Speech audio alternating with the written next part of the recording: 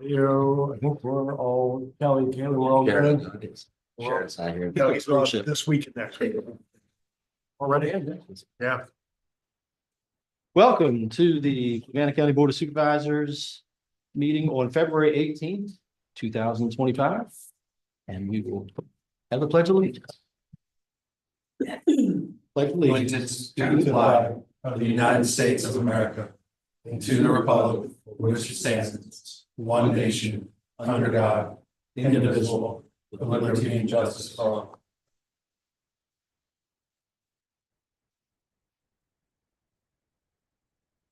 Amen. We have some changes to the agenda. We can do that when we get to the regular meeting, since we're going Oh, right that's into the right. work session, yeah. All right, well, I guess we'll start with the budget work session. We just want to invite up. Yep. All right. Well, good evening, everybody. Hey there. Thank you for having us. And just making sure you don't have to do anything with like calling the meeting to order. We don't. Okay. All right. Mr. Key is here. We may have a couple that are joining us by one by Zoom, but no, we're not gonna have a plan. Okay. We've got a packet for you that Mrs. Grasser is going to give out. It has a ton of information in it, as always.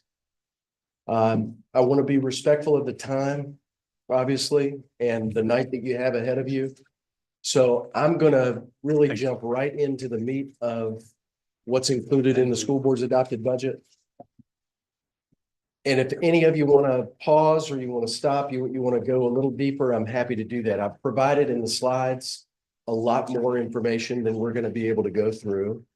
And that's intentional so that you can refer to it later, but also so that we have it if we need to refer to it. So I typically begin with several slides, and I just frankly have just taken them out because we've talked about this for the past few years. I'll just say I continue to operate, the school board continues to operate from a place of seeking to build trust, that you can have trust and confidence that we have taken the time to define what a need is and what a want is, what compliance looks like, and that we're going to walk through that data as transparently as we can do. Our process involves a lot of stakeholder feedback, and we've done probably even more of that this year. I won't go through that slide, but you can see there's a lot of individual meetings that we have in the schools. I go out and meet with all the staff members in small groups in all of our schools. We do surveys, and so there's a lot of data collected, and the ultimate budget represents a lot of that feedback, obviously. So, three big buckets that the request falls into this year: compensation, health insurance, and then staffing. And that's where I think the majority probably of what I'm going to present to you, and depending on what kind of questions you have. There's a 3% increase included. That's what was in the proposed state budget. That's what's included in the House and Senate versions. Although there are some different things in there that we'll talk with you about. They haven't come to be yet. With health insurance, we're anticipating a 10% increase. And so there is a shared shared ownership of that increase between the board and employees. And then there's restructuring, elimination of positions, and additional positions that are included in here. There's some other things when we get to the end that I'll mention, and obviously you can ask about, but these are the big highlights, I think, as we go in here. So this is the summary right off the bat. You can see the total requested budget, $57,326,467. You can see what the additional local ask is at the bottom. You have any questions about this slide? This is just the categorical summary, if you will. So we'll jump into compensation and real quickly just remind everybody what I've provided here is a link to the exhaustive salary study that we did 2 years ago, I guess it was implemented. If you want to look at that, you can see all of the individual scales and the comparisons. If you remember, we started with 13 divisions, narrowed that down to a subset of Goochland, Louisa, Albemarle, and Charlottesville. A subset that the board wanted us to look at in terms of who we truly compete with in terms of staffing and salaries and benefits. And so ultimately, that became the comparative model that we used with every single pay band and every single step of every scale. And we looked at the 5-year increment levels and found that ours were inordinately low in almost all of them. And some of you remember that we talked about that in the meeting together out in Carysbrook. So you can see all that data in there. What came out of that process with the school board's request and your generous approval was our ability to do a significant salary increase. And without getting into the details, although I'm happy to if you want me to, we sought to bring teachers to the average without a cap. So there were teachers that got no less than the state increase that year, which was 7. And some got as much as 18% that year. With regards to the lower paid scales, we brought them to the average, with teachers, we brought them to be 4th out of 5. So in many cases, it was just not 5th, but without a cap.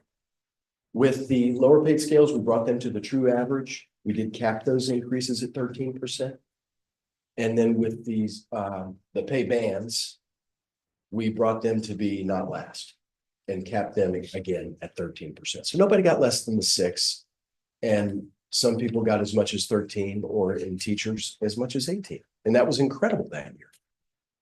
What we had shown, and if you look at the salary study, is that many of those positions to be brought to not last would require 20-some% increases. And so while 13% is to be celebrated and was a wonderful accomplishment, it didn't close the gap in many of those cases as it had been defined this year. So that year. So this year, Mrs. Grasser and her team updated that salary study. So comparisons, same scales, but updated with current figures. And so the board began looking at and considering to what degree, because we're finding ourselves, we didn't close the gap that year. Other divisions responded, as you might think that they would. Albemarle that same year gave another incremental increase in the spring. Goochland found themselves last in many areas, and that only stood for about a year. And so we find ourselves last in that. And so the degree to which the level of importance the board wanted to place on that, and the feedback that we're getting from staff. And I guess what I'd say is just to remind you that all of that happened. Ultimately, what is in this request is the 3% that's included in the state budget. How does that take us from being last to being something else? I'm sorry? How does that take us from being last to being something Well, else? it really doesn't. So I've included just a couple. And again, you can see all of them. But I've just included a couple. With the 3% increase, this is the teacher scale. And you can see on the left, the minimum, mid, max range, and that doesn't really apply here because we're using steps. So the red is where we're the lowest. We're the lowest at the beginning of the teacher scale and at the midpoint. What it would cost for us, the percent increase in beige is to meet the average, and to be a true third would be the green. And so you can see what percent increases that would take and where we would be with the 3. And that assumes everybody else doing 3. I will tell you, just in a meeting as of this morning, I understand that Charlottesville is doing 5.5, and that Louisa is doing 3 plus a step, which is an average 4.5, or whatever that's worth. I don't know what Goochland or Albemarle are doing. This is another scale, administrative assistant, that would require a lot more to be average. So with the 3%, I don't want this to sound like doom and gloom. It's not, but just objectively, we'll continue to be last in most of these areas. But the summary is there's a 3% salary increase, and it's the one that's provided in the state budget. Any questions on that? Okay. And feel free to jump in, anybody. I'm trying to talk pretty quickly. With health insurance, thank you. With health insurance, there's data in the packet that shows you, actually, I think I've included a slide that shows you what we have done historically. This is what's happened over the last several years with health insurance with the schools. You can see in fiscal 21, there was a 10% increase. It was shared. In 22, there was no increase.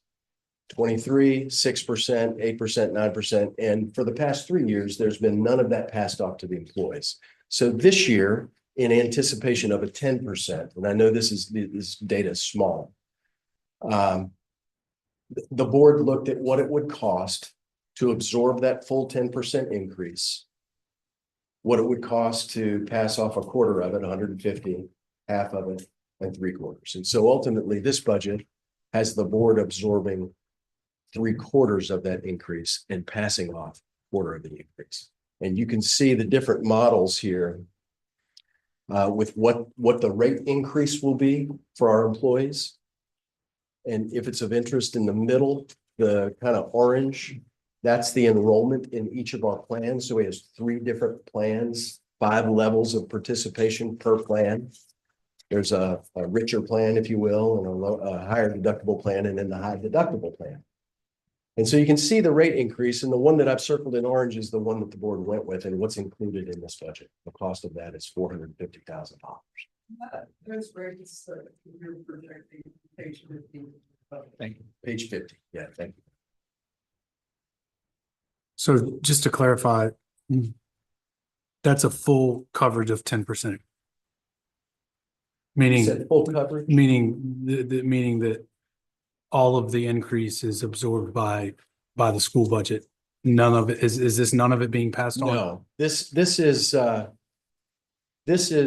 450,000 of the 600 required for Okay. the 10 being absorbed, Okay, gotcha. which Thank is you. essentially 75%. So the rates do increase. There was a lot of discussion among board members about this, obviously, and there was a desire to not have this impact, but ultimately prioritizing salary and positions, which we'll get to next. This is where the board landed. And this, again, if it's of interest, this is what we've learned that our neighbors are experiencing this year. Albemarle is experiencing a 26% increase. Charlottesville 6, Louisa 10, Goochland's 2.7, but they had 11 last year. So this is kind of common among school divisions anyway, across the state. It's common. Yes. Do you know how many of those divisions are by chance? I mean, I know like Balmoral's not, or probably Charlottesville Anthem, the local choice versus that. Sure. Okay. Louisa's local choice, I believe. Yeah. Goochland has always been, but I don't know if they still. They are, I think we should separate them out. Okay. So this, again, this is just you can see the rate structure and how they'll change. Any questions about the health insurance piece? No, all I was adding was, of course, it's not just government, virtually every employer. Sure. Therefore, virtually every employee, sees this, and it's just incredible to me. It can keep going up in the increments that it does, and at some point, at least in my business world, I can't keep passing that on to the customer. Yeah. Because the customer is not going to pay it, and so it hit the ceiling. I feel like every year. It's hard choices that I really want to do. Yeah, absolutely. Great. Okay. Talking about positions and staffing. I did a pretty comprehensive presentation for the school board, and you have access to that. I'm not planning on going through that presentation for you unless you want me to. But essentially, when I came to Fluvanna 4 years ago, one of the things that I noted, and part of this was a conversation that I had with the board, this was information that they solicited from me, was that it appeared to me that our structure had not recovered the way other places I was familiar with had recovered since the economic downturn. And what I'm referencing in 2010 is when all school divisions across the state experienced a sudden dramatic drop in state revenue, such that they were having to lay people off and furlough days and eliminate positions, freeze salary steps, and everybody was doing that. And it appeared to me that as I became more and more familiar with our structure, that we hadn't yet recovered from that. I didn't have anything other than just anecdotal intuition to back that up, but that was my sense of that. And since that time, as we've gone through our budgets and we've prioritized salary quite a bit, as you're aware, the board has asked me to clarify.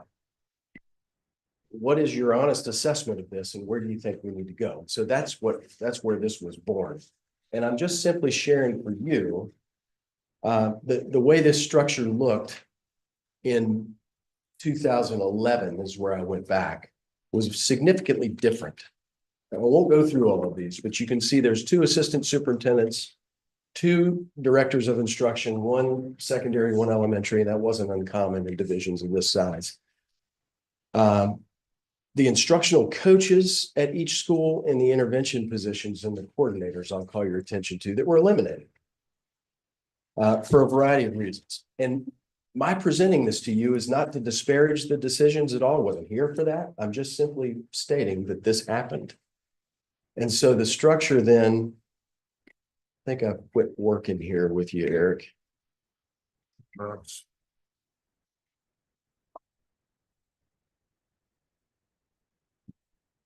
Still there. Okay, there we go. There.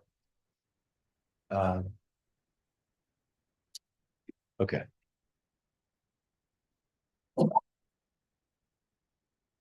Well, it's not. Basically, these slides walk through the elimination of several positions. And as those were eliminated, you can see job titles that we have today that assumed a lot of the responsibilities that were eliminated. Happened again in 2017. And this is kind of my summary slide. And again, this was an hour-long presentation.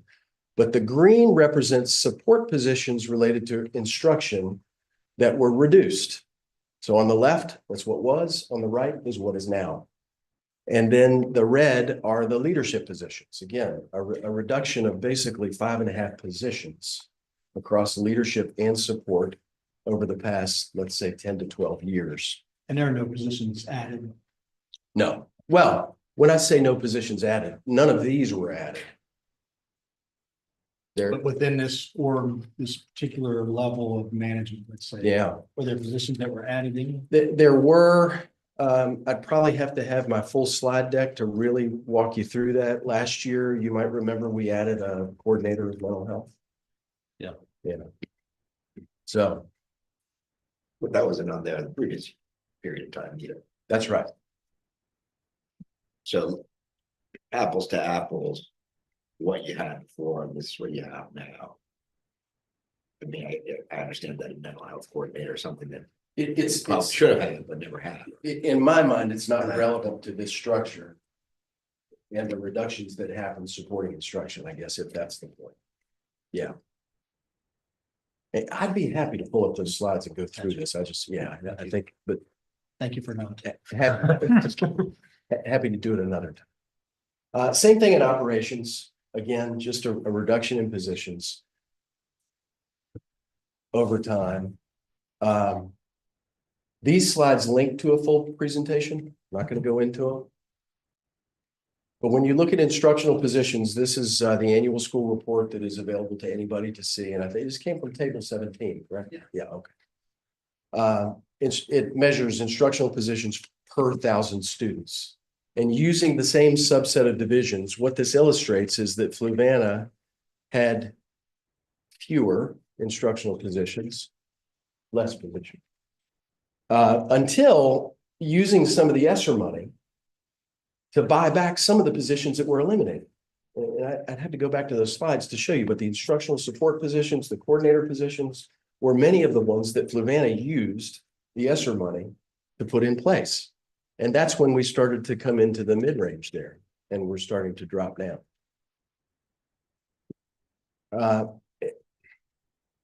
feel like this might be over the top here, but this basically shows you what the roles of these positions are, what they do, the value that they add to the division. This is what I want to call your attention to, is that we compared our staffing of those positions, reading specialists, literacy coordinators, licensed reading interventionists, to Albemarle, Charlottesville, Louisa, and Goochland. And you can see that we're far lower than those divisions in all of those areas. And the same thing with math. I'm happy to pause. I'm just trying to be conscious of time. And you can refer back to this at any time. So generally what I'm making the point is that there has been a loss of positions over time since 2011. This is the outreach and attendance. This is a position that was added through the all-in money that the current governor distributed to schools. You can see the difference in the way we're staffed. This is just data, so you can see the impact on attendance. So what's included is, and I'll start on the right. In addition to the board asking me for this information, we do have a retirement of a key position that is forcing some of this restructuring.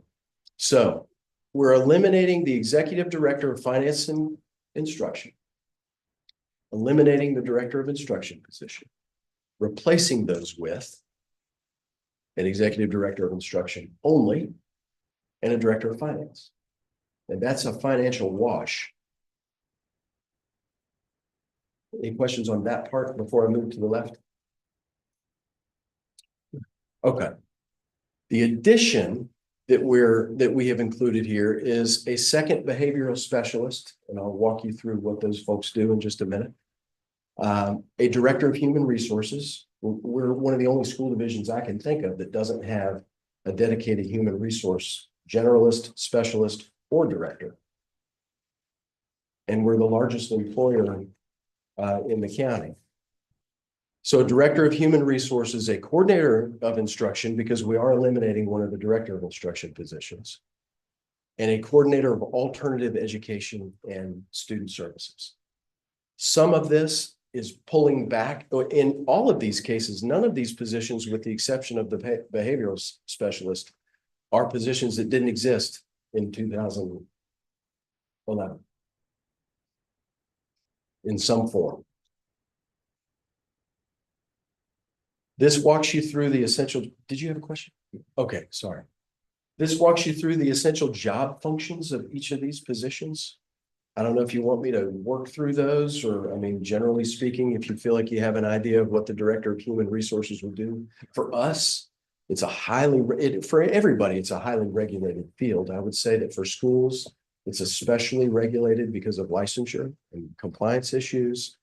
Title IX, as you know, is increasingly becoming a burden. And so this is one of the key ways that we support our staff. It's not just about compliance. Do you want me to plug into any of these, or do you have questions about any of these? I want to be. I would say that if anybody wants to stop and Okay. please interject, but whatever pace you're comfortable with. And I'll just keep rolling. These are positions that are not included. These came through our work with the staff, and I will tell you that not everything that staff members, the way that works is cost center managers, whether it's a principal or a department chair, department head, will vet, if you will, the work that they do with their staff, and then eventually comes to the leadership, and then we start to work with that. We work with the board. Not everything up here, not everything included in that process is here. So I do want you to know there is a vetting process, several of them, before we ever get to the school board. But there are also several things that have been requested, frankly, many of these every year that I've been here, that are not included in this budget. Back on the last slide, what was the contract extensions on the right-hand side? So this is the registrar at Carysbrook that is currently 11-month, extending that to a 12-month. Okay. And the same thing with the CTE specialist at the high school. Is that, Moving is from the that- CTE, is that currently 11-month position as well? Is it? Yeah, it's 11. And then of the 6 counselors at the high school, the most recently hired, for whatever reason, is the only one that's not 11. And so we had initially proposed making that an additional month. But again, I think it's safe for me to say that at least the majority of the school board members, as they've expressed it, I think everybody supports these needs. It's through prioritizing what ends up in the final request. The board asked us as we talked about those, so I showed you some comparisons of where we are with intervention positions related to other divisions. And the board said, well, if you could have the ideal structure, what would it be? And so that's represented on the right. None of that is in this either. I just want you to be aware of that. There are reductions. They're not all listed here. When we get to the worksheet, you'll see them.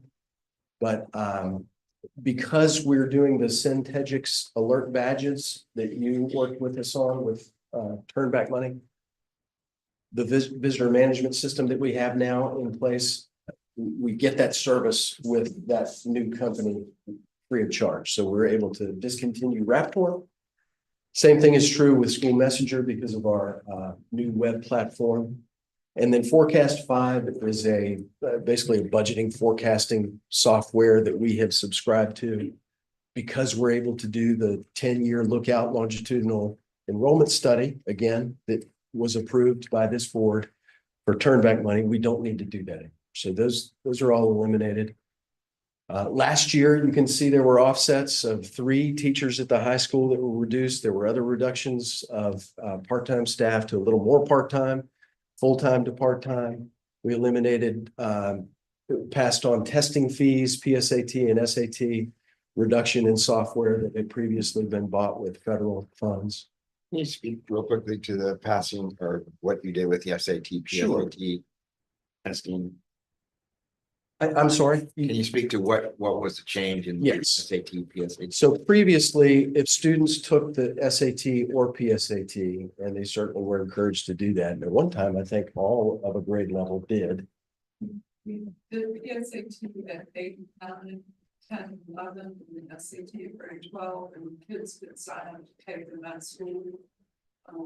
Now, if a kid wants to take one of those tests, we offer the opportunity that they have to take for it themselves. So the school paid the fee for the testing fee, and now the parents pay the fee. Is that common in other school systems or what?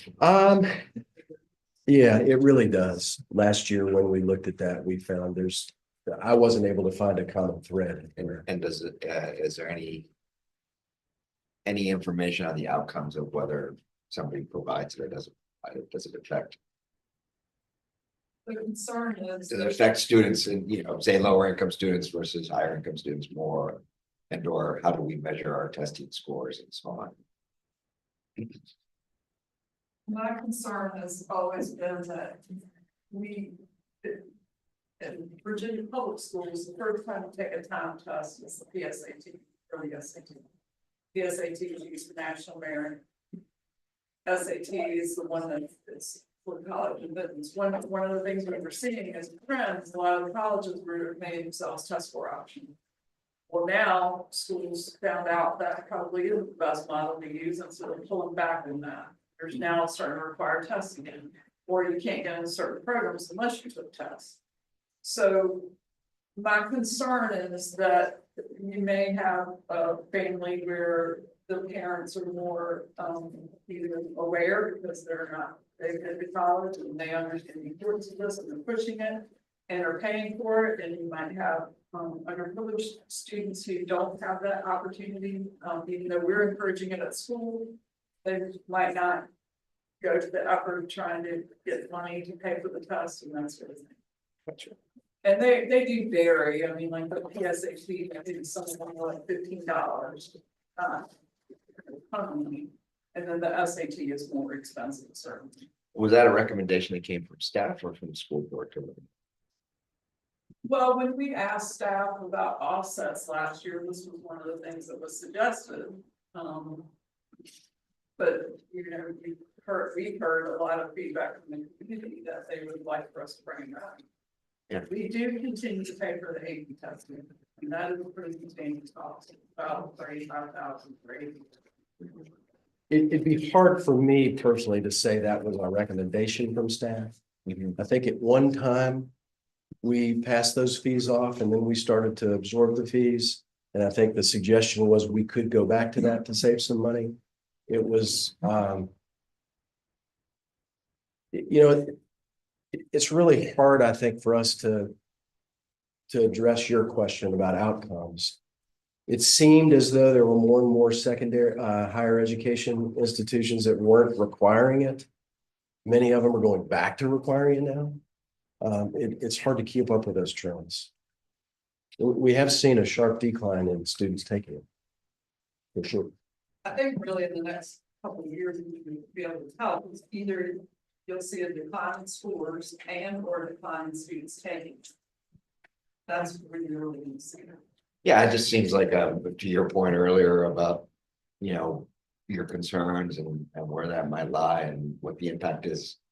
Especially if you're coming from a college educated family versus not coming, or what doors are being opened. Seems like a pretty small fee to not have, to not offer that opportunity to children. In school systems. Yeah. I would agree. So this ultimately is just categorically where those requests are. I've gone through most of these, but I'll just start at the top with our baseline, which is the local funding that we begin with. There's an increase in what we're going to have to spend for the Blue Ridge Virtual Governor School, as well as Project Return, which is a consortium that we belong to.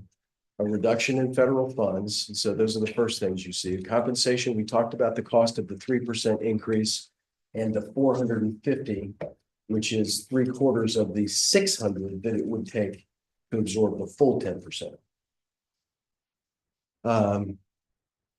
The wearable alert badge, if you remember, out of the one-time funds that you approved for us, that was a $60-some thousand cost up front with 4 years of renewable subscription at about half of that, which is the 32 for next year. Yes. It's one question, these the staff raises and step increases, the slightly over $1 million, is that less? Is that offset by state money, or is that just the full cost? It's mostly all set on state money. Depends on where the shell is. Yeah, so I mean, so they do like a full 3%, and so it's more than $1 million, it's $1 million something. That's the cost of the 3%. Okay. And the template that the Yeah. governor put out, it was $994 funded. Okay. I don't know how to explain that either. I'll just say that right now. But the bottom line doesn't reflect that. Yeah, So it came out of other like, it is- places. The overall funding formula didn't, the overall amount that we're getting didn't increase. They just changed that amount to go towards the 3% raise. I don't have a template for the House and Senate. I know the House and Senate numbers, and I'm using those to determine what I think state revenue is gonna be. Hopefully, the end of the week or next week, I might have a template. Because my concern is that there might be something added in there that we would have to do that I'm not accounting for right now. With regard to the federal funds being increased, is that due to the ADM, or is that just you're projecting based on? We carried over quite a few ESSER dollars, those things, and so all of those funds are now expired. So we don't have any of those to carry over. We are carrying over some all-in money, which is state money. We're carrying over about 300.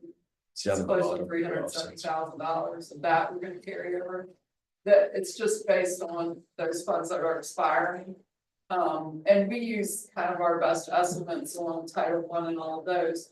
But every indication that we have gotten is the other federal funds that we get, one, they're predetermined. And so even when we get the templates, like the money we're spending now is marked as fiscal year 24 on the federal side, but it's 25. So it, when they have a shutdown or anything like that, it won't impact that right away. It would be like basically a year later. And then we were also told if the Department of Education were eliminated, what we're hearing now is things like Title I and Special Ed would go into another office within the federal government, and those programs would go away. So either way, it doesn't have an impact this year, so you don't have to plan for contingency for it. Okay. Thank you. Thank you. Cafeteria costs. So every year, at least every year I've been here, And I think this is pretty common across the board. There's been an increasing number of unpaid meals at the end of the year that the school division has had to absorb. Last year was the first time we actually budgeted something for that. And what we budgeted was the difference when we were looking at the prospect of going to the CE, the Community Eligibility Program, which offers free meals, free breakfast and lunch. There's a calculation that they use. So if you're eligible, which we were, you have to apply. Once you apply, if you're awarded, you can decide based on your financial evaluation whether or not you want to apply, whether or not you want to stay in it. So our evaluation largely was based on, we believe it's going to cost X amount of dollars to do that because of the reimbursement rate. But we know we're going to end up with unpaid lunch debt if we don't do it. So which is going to be greater? Last year, we had 70-some thousand dollars in lunch with 2 schools being free. So your guess, I guess, is as good as mine as to what all 4 would be, but it would have been probably in excess of 100. And it's been increasing every year. The reason we budgeted $35,000 last year because we thought that would potentially be the difference. What we found this year, interestingly, is that with free meals being offered at all the schools, participation at some of the schools is actually lower than it was last year. And so we've been working a great deal on how to impact participation, how to impact revenue through a la carte sales, to really evaluate vendors and our procurement processes to try to impact the cost. Whether or not we're in I guess the punchline is whether or not we're in CEP, where meals are free and we're being reimbursed federally, or we just have a traditional program, we are very confident we're going to have at least $100,000 in debt. You don't go through any collection process for that? Or- Not allowed to. The state code prevents us from doing that.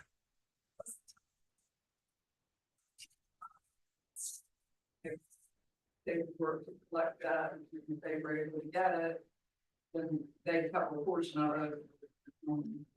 I should- But then the General Assembly said you can't do that anymore, so we have to Yeah. stop it. I should give you a better answer. We do try to collect it. We can send letters and we can make phone calls, but what the General Assembly said is basically can't take any action. So at one time, I think, schools might have withheld a diploma or said you can't walk or there's none of that. Is there, and maybe there is, but you don't do it, percent where you might not, but you know that there's a delinquent student and he's coming in and asking for a meal. Is that aware at the cafeteria that that's happening and it's a kid, you're gonna give them the food anyhow? That's actually written into that same Thing, same law that you provide. and then you provide the meal. We don't allow them to get a la carte, so they Right. can't get like extra things, but we do give them. Gotcha. Yeah, I suspected you might have questions here, and I'm happy to camp out with that. It's at the end of the day, I just basically want you to know that the evaluation was whether it's unpaid meals or potentially the cost of participating in this program, that we believe that's accurate anticipation of what it would cost us. Won't go through all those positions. I'll just tell you that they're all modeled at a step 10. So we don't know who's going to fill them if we're able to fill them. But Does those positions include salary benefits? it includes family plan, I believe, and step 10. So that's all included in there. Right about that? Yeah. The cost of officials is going up. You might be aware the VHSL, Virginia High School League, partners with not always the same group, but some group that provides officials to Virginia schools. Those fees are not negotiated by the officials themselves. The company charges the fees and we have to use those officials. And those fees are going up. Same is true with security services that we procure through the sheriff. And so we're anticipating an increase of about $30,000 to address that. We have a new web platform, and we absorbed the cost when we initially did that in the technology budget, and we're budgeting that increase next year of $17,000. You can see the offsets, the increase in state funds. I guess I'll just say real quickly that the House and Senate both have language. We've talked a lot about the support cap that was put in place on support positions that changed the ratio. And so less state revenue came to counties for those positions. And every year since then, that was supposed to be a one-time emergency Band-Aid in 2010, and every year that continues to be applied. Well, the language in both the House and Senate amendments to the current governor's proposed budget includes lifting the support cap, which I think means eliminating it. Which I've always said I think would be a game changer. I think the first year that was put in place, there was something $900 and some $1,000 in revenue that didn't come to Fluvanna. And that's been happening every year. However, the delta seems to be 147,000, and I'm not saying we won't take the 147, but that doesn't feel to me like the support cap is lifted. We won't know until we get the template really what that looks like, but that language is in there. Because wasn't the estimate always around $1 million? Yeah. Dollars or Mhm. 900,000. Yeah. My guess is basic aid or sales tax, lottery to offset it, but I haven't seen. But at any rate, there does seem to be some more state funds. The all-in funding is being carried over, and that has to be spent on the positions that are included, the tutoring and the attendance support that the governor provided. We talked about the elimination of those software services, and that brings us down to the delta. I think that's all I have. Brenda, anything, or Mr. King, anybody wants to add? Any questions you have for us, or anything you'd like me to go into more detail? We don't have to go back to the side, but the org chart that showed the eliminated positions, is talking about how, what'd you say, 08, somewhere around there where, The economic downturn, yeah, and then 2010. the feeling of whether we recovered or not. Mhm. Can you send us something that shows during those years that you were saying after, like, what our school population was before the downturn, Mhm. then in the elimination of those positions along the way in those other years? Yeah, Can we tie, just not to say it's necessarily technically tied together, but can you tie them like in a spreadsheet that would show, here's what happened in these years with, saying yes, you help me do that. I think we've actually done that. And I think yes, I will send it to you. okay, I do want everyone to know that if you go to the most recent slides that I used on Wednesday to present to the school board, we have that data in there. okay, And it shows, interestingly, it goes back to 2009. That the numbers of instructional positions that we had in 2009 is exactly what it was in 2024. Even though we've added 31 new programs since then. And increased our special ed population exponentially.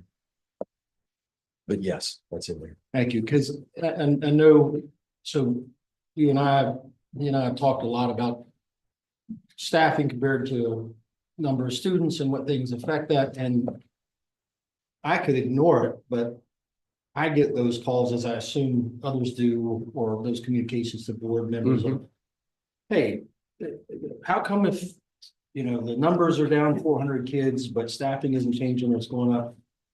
And of course, those are the people that vote.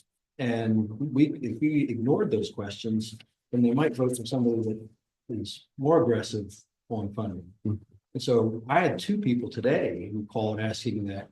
And while trying to say, I don't know all the dynamics, I Yeah. always use what you told me a couple of months ago of, while you might lose 30 kids, let's just say it was. Sure. It's not in one classroom or in one grade. It's spread across different ones to where it's not like you just eliminated a class. So that's kind of. I think these slides, and if the slides, if you want it in a different format, I'm happy to do that. I think they'll be very helpful for you to have those conversations with people. Because they actually reveal something very different, what people assume. I think. You know, kind of to that same point, which is also good information to have. One thing that I always ask for is, you know, the inflation adjusted number of the average per pupil cost. Mhm. I don't think I've ever seen that, but the theory being if you took, you know, inflation and applied it to the average per pupil costs and you looked at what each locality was paying over that period of time. What does that actually look like? If Yeah. $16,000 a day, I think we're 14,000 or something like that, but we're at 14,000, you know, but 10 years ago, we were at 12,000. And then you look at that from an inflation adjusted basis, are we higher or lower? I suspect we're probably lower, but I think that's I always feel like that was really part of important Jim to be able to Reginald's- see. I think we've seen that, but I'll look for that. Page 57 in your booklet has the per pupil expenditures, compared to the other I localities. know it does, but if what I'm saying is if you looked at that Inflation adjusted, year yeah. over year, I mean, over like a 10-year basis, I mean, especially taking into, you know, inflation was relatively stable, but we've had relatively high level of inflation over the last few years. You know, what is that impact? Yeah, I think that's, again, it's perfectly all right for voters to ask the question as to why Sure. this costs more, what are we spending, but you know, why do eggs cost more? You know, it's like, you know, that kind of thing. So if you actually put it in an inflation adjusted basis, Yeah. and I think people tend to go, oh, that makes sense. Yeah. So that would be good information. absolutely. Other questions? Thank you. Thank you. Great job. Thanks, Dr. Gretz.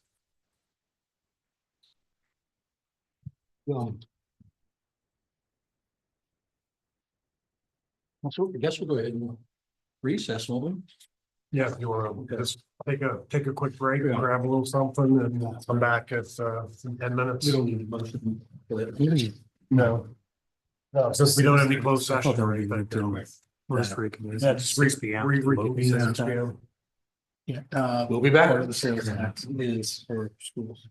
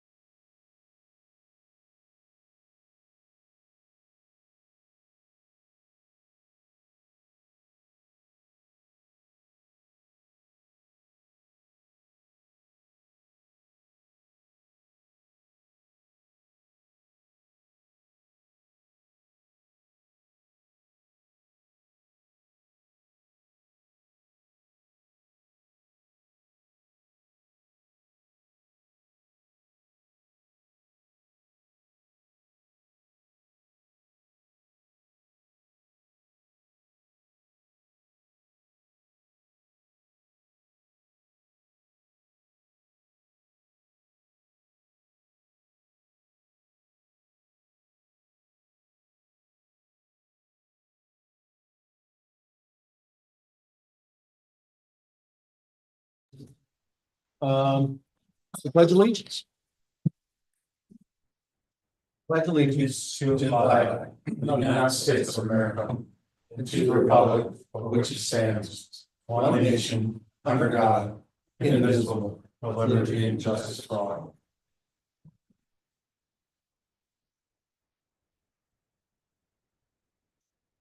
Amen. Agenda changes. Yeah, I've got a few things to pull from the agenda. So one, pulling item B, which is comprehensive plan update. Mr. Fortune's over in the planning commission meeting, which is concurrent to this meeting. And plus some of the stuff he was gonna be just getting some decision points on tonight, we're gonna be presented for tomorrow night's meeting. So pulling B and then pulling F and G because of moving up the meeting, and we had advertisements in the paper. For those items, we're gonna have to reschedule those public hearings as well. So B, F, and G need to be pulled. I move that we adopt the agenda minus items B, F, and G. Second. Motion made by Mr. Hodge, second by Mr. Goode, all in favor? Aye. Chair votes aye, passes 4-0.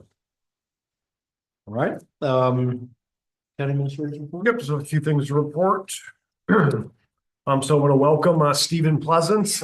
He started in the IT department as the information technology systems engineer. He started February 13th, 2025, and I'm sure Mr. Notman's happy to have another body in his department now help him out with everything. So glad to have Mr. Pleasance on board. The Winter Ball for All event was held on Saturday, February 15th from 6 to 9 p.m. at the middle school gymnasium. They had 300 total guests at the event, 154 youth, 146 adults. DJ K Breezy or Keith Brown kept the crowd entertained, and Tasty Vittles catered the event. There were also giveaways throughout the event, as well as goodie bags to take home for each youth. Special thanks goes to the Fuma Interact Club for helping set up for the event, and the FCHS SGA for decorating and helping with the event. And you can see some pictures of just kind of the Winter Ball for All and the parents and youth having a good time. Some upcoming comprehensive plan community meetings. So we have 4 community meetings that have been scheduled for citizens to give input. So the dates and times are follows. So one, the first one will be at the Fluvanna Community Center. That'll be February 25th from 6 to 8 p.m. The next one will be the Lake Monticello Fire Department in the Maple Room, February 27th from 6 to 8 p.m. Antioch Baptist Church, March 4th from 7 to 9 p.m. And then Columbia Baptist Church, March 8th from 3 to 1 p.m. And again, the meetings are intended to give citizens a chance to offer input for the plan update and the county's vision for the future. After the meetings are completed, staff will disseminate a public survey for residents to give additional input. Quick question. Yes.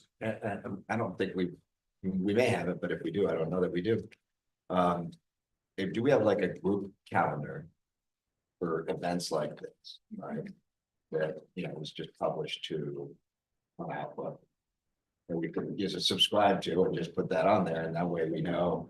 What's that, county calendar? I mean, you can do it in Outlook. It doesn't have to be Google. I mean, just. They're in a couple different places. They would be on the county website, fluvannacounty.org/calendar. Right. Be there. And then we also have a Google Calendar that we mostly use for internal stuff, but we also then put county events on there as well. So 2 different places folks can find those. Okay. And then just some upcoming meetings. So Wednesday, February 26th at 5:30 p.m. Is just we have a BOS budget work session. So we'll have constitutional officer and county agency presentations. Also at February 26th, after those presentations, the board will set, because it's a reassessment year, the board will set the max real estate rate for advertising. Wednesday, March 5th at 5 p.m. is a regular meeting, which will be held here. And then also Wednesday, March 5th at 7 p.m. will be a budget work session for county department presentations and CIP review. And then Wednesday, March 12th at 5:30 will be a board of supervisors work session in the Morris Room, and happy to answer any questions from the board. Questions? All right, thank you.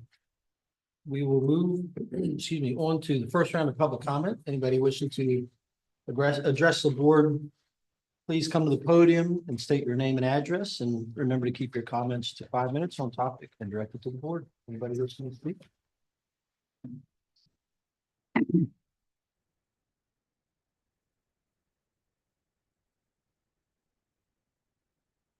Hello, my name is Ashley Crocker. I live at 442 Justin Drive. I am glad I made it. I want to acknowledge that the difficulty caused by the last minute change of this meeting schedule while avoiding bad weather is understandable. This forecast has been known for over a week, and giving the public less than 24 hours notice has made it unnecessarily challenging for many community members to attend and participate in this critical discussion. I'm here tonight because our schools are in urgent need of support, and I hope that you will stand up for our students, their parents, and our teachers and school staff by fully funding the school board's budget request.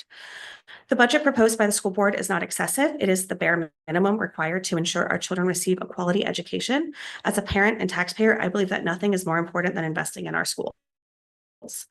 Over the years, we have watched essential programs disappear: elementary Spanish, gifted education, the IB program, funding for SATs, and many other enriching opportunities that once benefited our students are now gone due to funding cuts. The reality is we have already cut that what can be cut from our school's budget. The schools have been severely underfunded for over a decade. By many, if not most metrics, Fluvanna County comes dead last compared to our direct neighbors. Why would a teacher choose to come here when they can make more money, have more support, and better benefits by working in Louisa or Goochland? Do our children not deserve the best teachers? Do our teachers not deserve to be fairly compensated for their hard work? A strong public school system is the foundation of a thriving community. If we want Fluvanna to be a place where families choose to live and where students are given every opportunity to succeed, we must fully fund our schools. The school board should not have to compromise on the needs of our children, and it is time to stop forcing them to do so. I urge you to approve the full budget request. And moving forward, I hope we can all work toward a system where the well-being of our students isn't up for debate.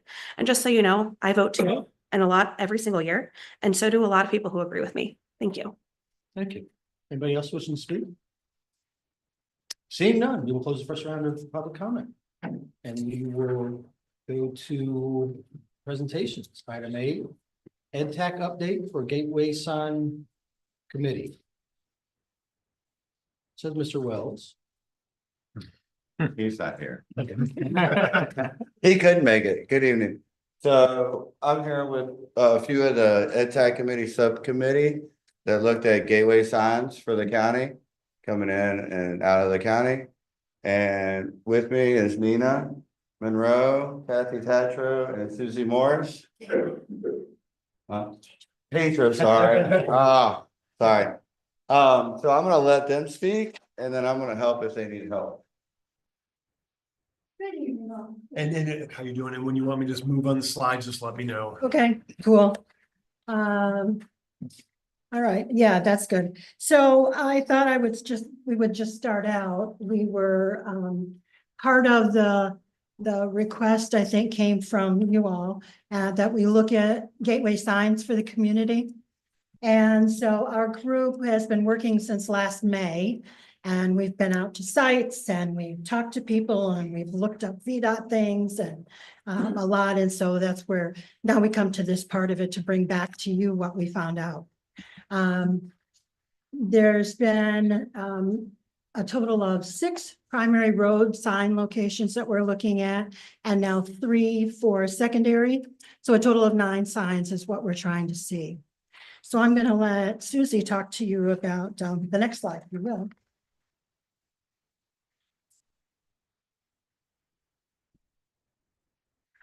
Why gateway signs?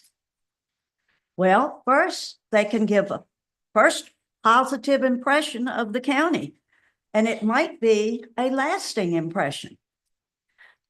They help the citizens to instill pride and ownership of the county. We are Fluvanna County. We are its citizens. And it introduces Fluvanna County as a great location to visit, to play, to work, and to live in. It also, these signs would elevate the perceived value of our unique rural charm and character, which is a part of the comprehensive plan. It's a part of the bylaws of our EdTech committee.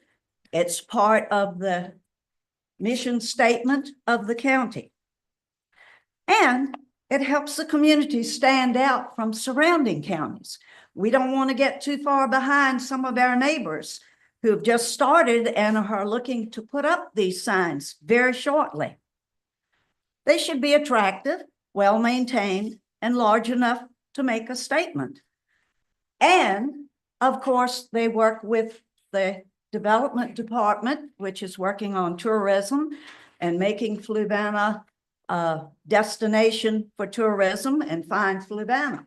So they could have a very positive impact if they're done correctly and put up soon. Thank you.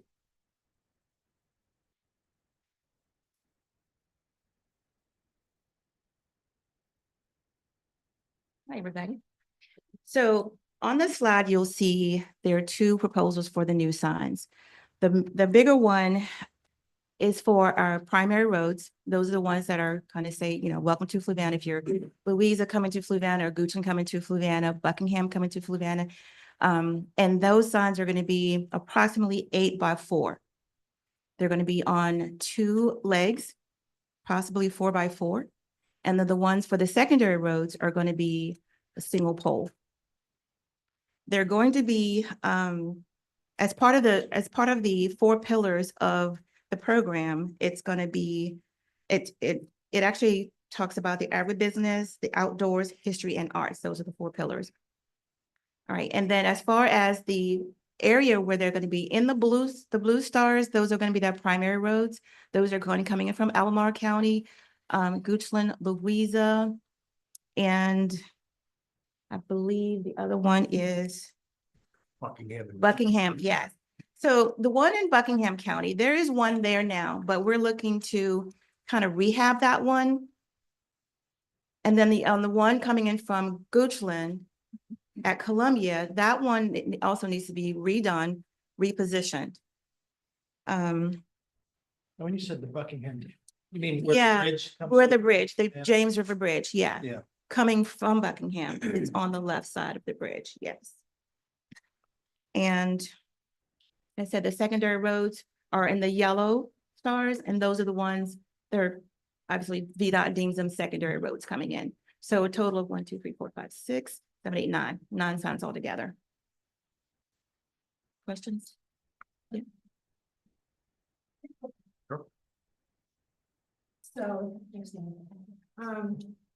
So then it really comes down to where's this going to take us? What's it going to cost? That's all got to be part of it, of course. And these are just an estimated cost. We made a couple calls and tried to put together some numbers at least to give it a ballpark for y'all. Based on 9 signs, 6 with the double pole kind of idea, a bigger sign. We're looking for it to be a big sign that says, welcome to Fluvanna. And it's like with the Fine Fluvanna logo on it, and it's gonna, maybe some landscape under it so that we make a solid impression like the big guys do. And then some of the other costs, like for insulation, we think that's going to be about $4,000. And then rounding it all up to 39 grand. This does come under the goal 2.1 of the tourism strategic plan. So it kind of winds back into it. It's part of a master plan. If you want to hit the other slide, Eric, thank you. The tourist-oriented directional signs is the VDOT requirement, which is the part of the reason for this. There has to be a master plan put together. And that's not something we're qualified to do. So we know this is sort of that first stepping stone, that first point of kind of kicking this into gear. We're recommending that we be able to do this in the fiscal year 26 budget. And hoping then that the project be passed back to the economic development team, perhaps to, as I said, as part of their strategic plan to take it forward into the next steps, and with assistance, of course, from Aaron. So, questions? some of these properties where you're gonna put them, are they on, I would think they're on private property that somebody's agreed to Right, allow the use of the space. right. And that's gonna take, whatever the official person. We would need to get signed, the county would need to get signed easements. Yeah, yeah.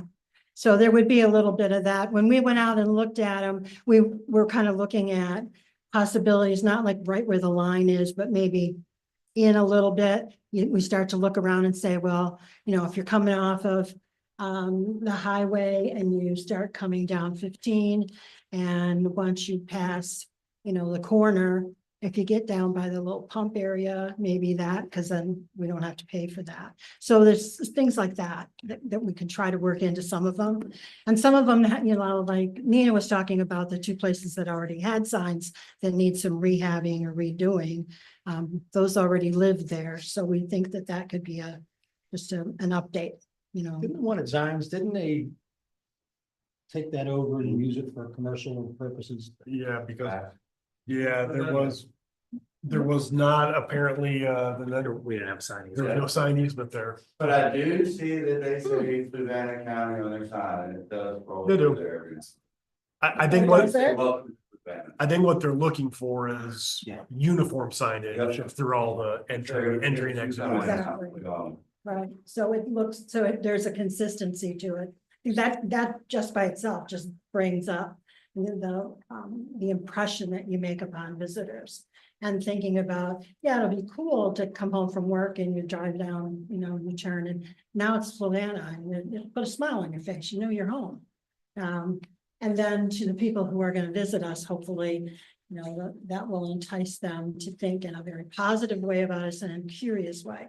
To look at our logo that's up there, the Fine Fluvanna logo, what's that about? And maybe they'll go look for it, so who knows? So you just brought up the point about easements, it's the cost of easements included? And the unknown cost, Yeah, it's kind of, it was put in that part. yeah, Yeah, I would Because there's draft no the way- deed of easement. There's no recording fee. It would just be if there's any cost of acquiring it, but hopefully we can get the easements for free. Right. It would just be the survey cost, Yeah, survey each of the easements. and I'm assuming that was kind of included in the unknown cost. A little bit there. Yeah. Anything else? Can we go back to the design real quick? Is there, I think this is beautiful. You guys have done a great job, and I appreciate you looking into this. I think it's something that's been missing. And this will lead into a second question too. Is there been discussion of there seems to be a little bit of unused space on the bigger design. Has there been any discussion of what can be done to sort of fill in, like kind of like at the bottom, there seems to be a little bit of unused space there. well, we did discuss that, and we liked the idea that, that the top part fit in. But the truth of the matter is that even the Fine Fluvanna thing that's there really needs to have the rest of its tree. If you look at it, so it's gonna take some design work, no doubt about it, and we're not designers. But we can look at it with a critical eye and say, that would be great if that part was bigger. We've also talked about maybe it's more like the small one, but broader, but made bigger. So welcome to us at the top. We thought it was important to have that 1777 in there. So these are just kind of that could be initial, spread out. initial ideas that have been. Yeah, it was just to, Okay. get it down as an idea that would start to get some things thinking. It'll probably be tweaked a little bit, maybe with the master plan, depends on what Bill we really like. The probably Yeah. One option that was Just make it brought different. up, hopefully it won't change much. It Okay. may tweak a little bit, I think, depends on the master plan. yeah, I mean, I would agree with what Mr. Yeah, Go I is think it's saying. It needs to spread out. Which other sign you Cut don't down. want to say, welcome to that, like. Yeah. Yeah. Yeah. one option that was brought up at a recent event was at where we have signs welcoming people in, maybe having some businesses that are some tourism oriented businesses that are at the bottom of that or something. So I don't know if that'd be an option with this. Like the router on the bottom. That would come up. You know how when you come into some towns and there's a sign that says Rotary and whatever, Post 182 or something like that, yeah. Yeah. Yeah, that has probably an upside and a downside if I can just talk away from being a committee, but just a person looking at signs. I know that when you see those, so many times it's such a jumble. You've now lost the name of the city or the county or whatever it is you're trying to make a play for. And And the only so- other thing with that is, I don't know from a sign easement perspective, maybe the property owners say, what, we only want the Fluvanna sign, we don't want all the other stuff that's on the sign or changing out periodically, so. And the businesses change, so. Well, yeah. Right, hard to say. Do you have any idea what the clearance would be from the bottom of the sign to the ground? What kind of clearance you're thinking there as far as feet, closer to the ground or higher up? We're thinking that the secondary roads will be on a pole that's taller, kind of more like the thing that VDOT does now, about that. It should be about 6 feet, I think. The other ones. 6.5 top. feet is where you're sitting in the car, you can kind of see it, you don't have to look up or down. If you're driving through. I think there was something in the rules, I read about that. But that's all in, that'll all get worked out in the master plan. Yeah. As we do the sign, that's all, and I'm sure they have to be with the requirements. Right. Anything With else? landscaped on the bottom of Thank it. you for your hard Thank work. you all Thank you. for all the work you put into it. Thank you. Thank you. Appreciate it. All right, we'll move on to action matters. Item C, confirmation of local emergency declaration, Mr. Dahl. Yeah, so again, just real quick, again, we determined that there was a threat from potential injury from the storm last week. And really what this does, and also Governor Glenn Youngkin also declared a state of emergency on Monday, February 10th, about the last winter storm. And when the declaration was written, it wasn't for a specific storm like, winter storm X, it was just winter storm systems. So right now, the declaration that is written, it was effective as of February 11th at 8 AM, and it kind of continues throughout the rest of the month. So if we have anything else, weather coming tomorrow, this will also include that as well. And then again, Code of Virginia, this states what we should do for a declaration of a local emergency. But again, nothing too complicated, simply kind of things that we've done before and just kind of recognizing and for the board to ratify that there was actually a declaration of local emergency. I move that the Board of Supervisors approve the resolution for the declaration of local emergency effective February 11th, 2025 at 8 AM in response to the effects of winter weather systems impacting the area. Second. Motion made by Mr. Code, second by Mr. Hodge, on favor. Aye. Chair votes aye, passes 4-0. Item D, funding for deed of easement and utility agreement with Macon Properties. Dan Morgan. Mr. Chair, members of the board. So this was a deed of easement and utility agreement that the board previously approved on January 22nd of this year, and this is for the funding for those two items. So the consideration for the deed of easement with Macon Properties is $37,000. And this is for a variable width utility easement and also a 10-foot temporary construction easement. And there's a plat in your packet that shows those easements. So the easement will allow for the construction of a gravity sewer line that will connect to the pump station on 15. And then the utility agreement was also approved with Macon Properties on January 22nd. The agreement included a payment of $69,000 to Macon Properties to upgrade the sewer force main to ductile iron. And the sewer force main runs under the property and by Macon Properties and connects to the pump station. So under this supplemental appropriation, the board would need to approve the supplemental appropriation of $106,000 for the deed of easement utility agreement, and the funding would come from unassigned fund balance. I'd be happy to answer any questions. The questions? Ready for the motion? Yep. I move the Board of Supervisors approve a supplemental appropriation in the amount of $106,000 from unassigned fund balance to the Zion Crossroads Water and Sewer System budget to provide funding for the deed of easement and utility agreement with Macon Properties LLC. Second. I'm sorry, Tim. That's right. You can have it. Motion made by Mr. Hodge, second by Mr. Goode, all in favor. Aye. Aye. Chair votes aye, 4-0. Moving on to item E. Zion 3-Notch LLC Development Agreement, Mr. Wick. Yes, Mr. Chairman, members of the board. So this is a development agreement which was originally approved November 27th of 2023, which authorized a grant of $125,000 for completion of a sewer line improvement project. And then the board approved a revised development agreement on August 7th of 2024, It authorized an additional grant of $125,000. However, the agreement was never executed or signed. So now we have a revised agreement that basically supersedes the prior two agreements. And basically it would extend the timeline to complete construction of the gravity sewer line to June 30th of 2026. And the company would now qualify for an additional grant of $74,000 instead of $125,000 extra. So there'll be a total of $179,000 after completing construction of the gravity sewer line. And the company has to provide progress reporting and financial reporting starting in July 1st of 2025, and they have to provide a final report by June 30th of 2026.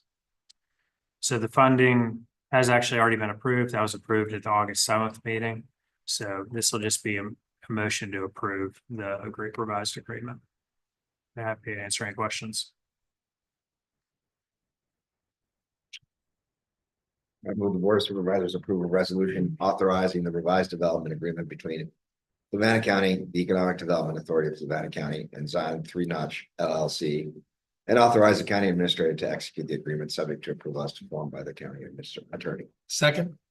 Motion made by Mr. O'Brien, seconded by Mr. Hodge, all in favor? Aye. Chair votes aye, 4-0.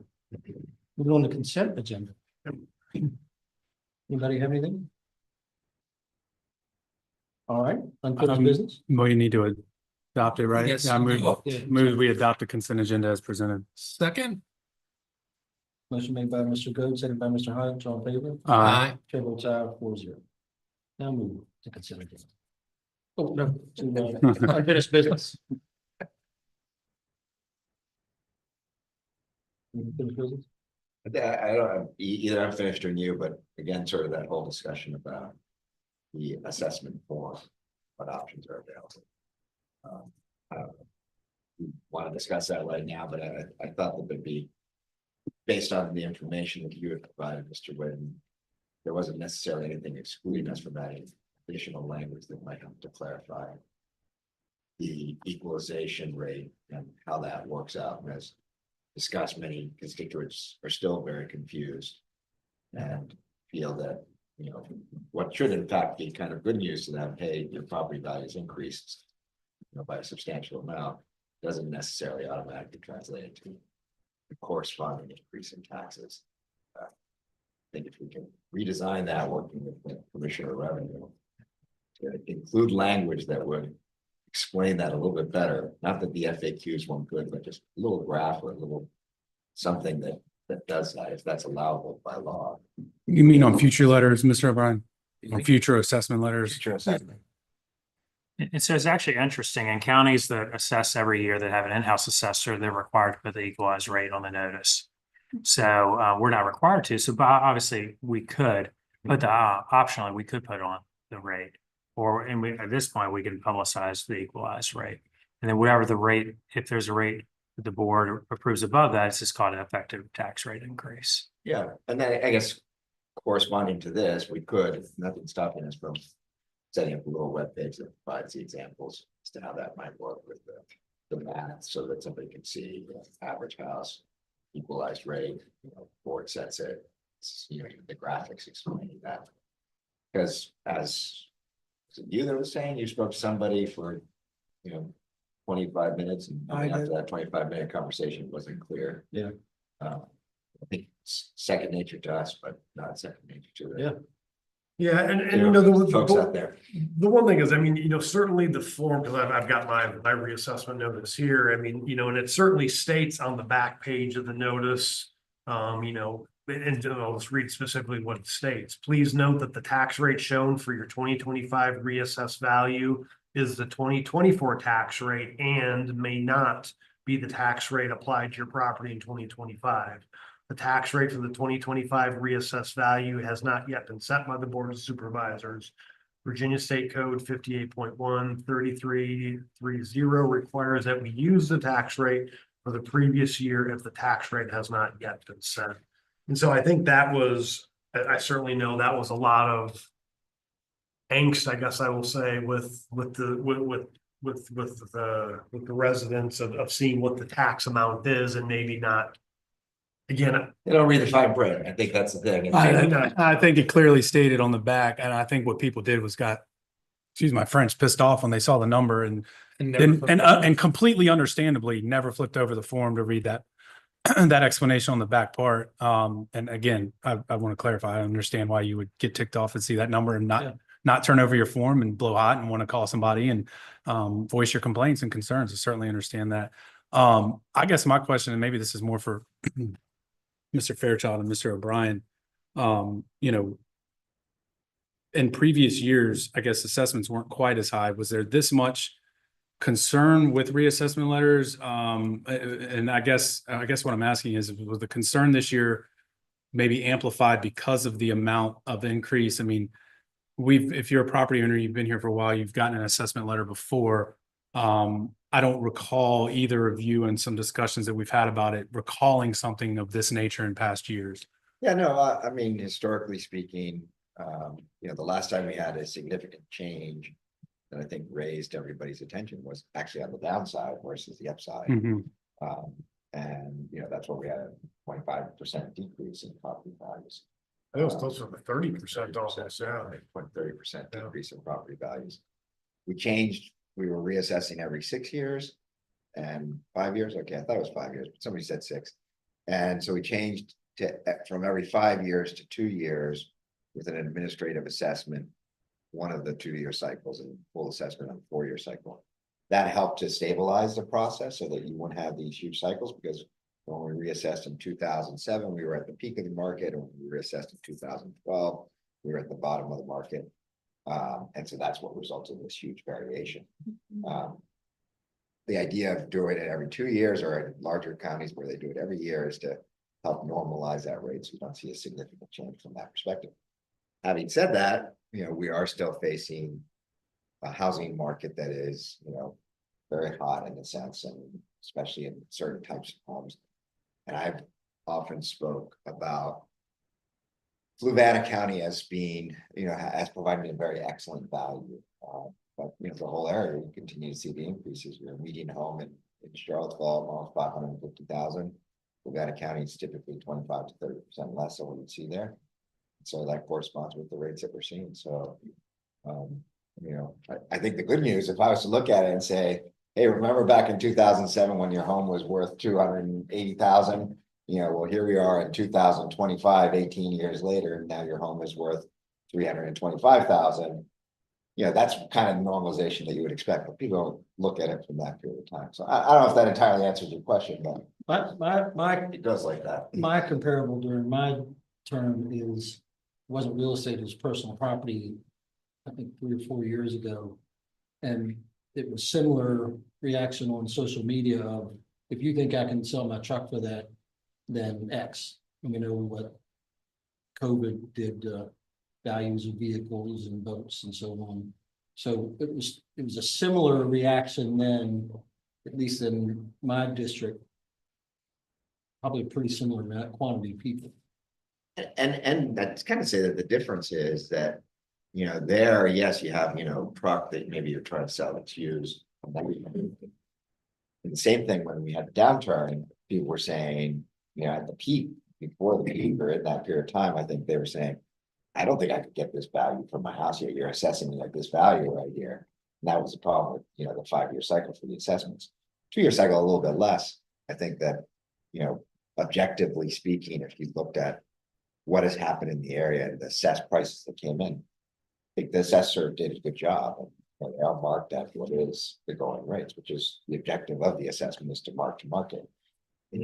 So my question is this, I seen in some correspondence we discussed maybe putting something in the newspaper. Were we gonna still do that?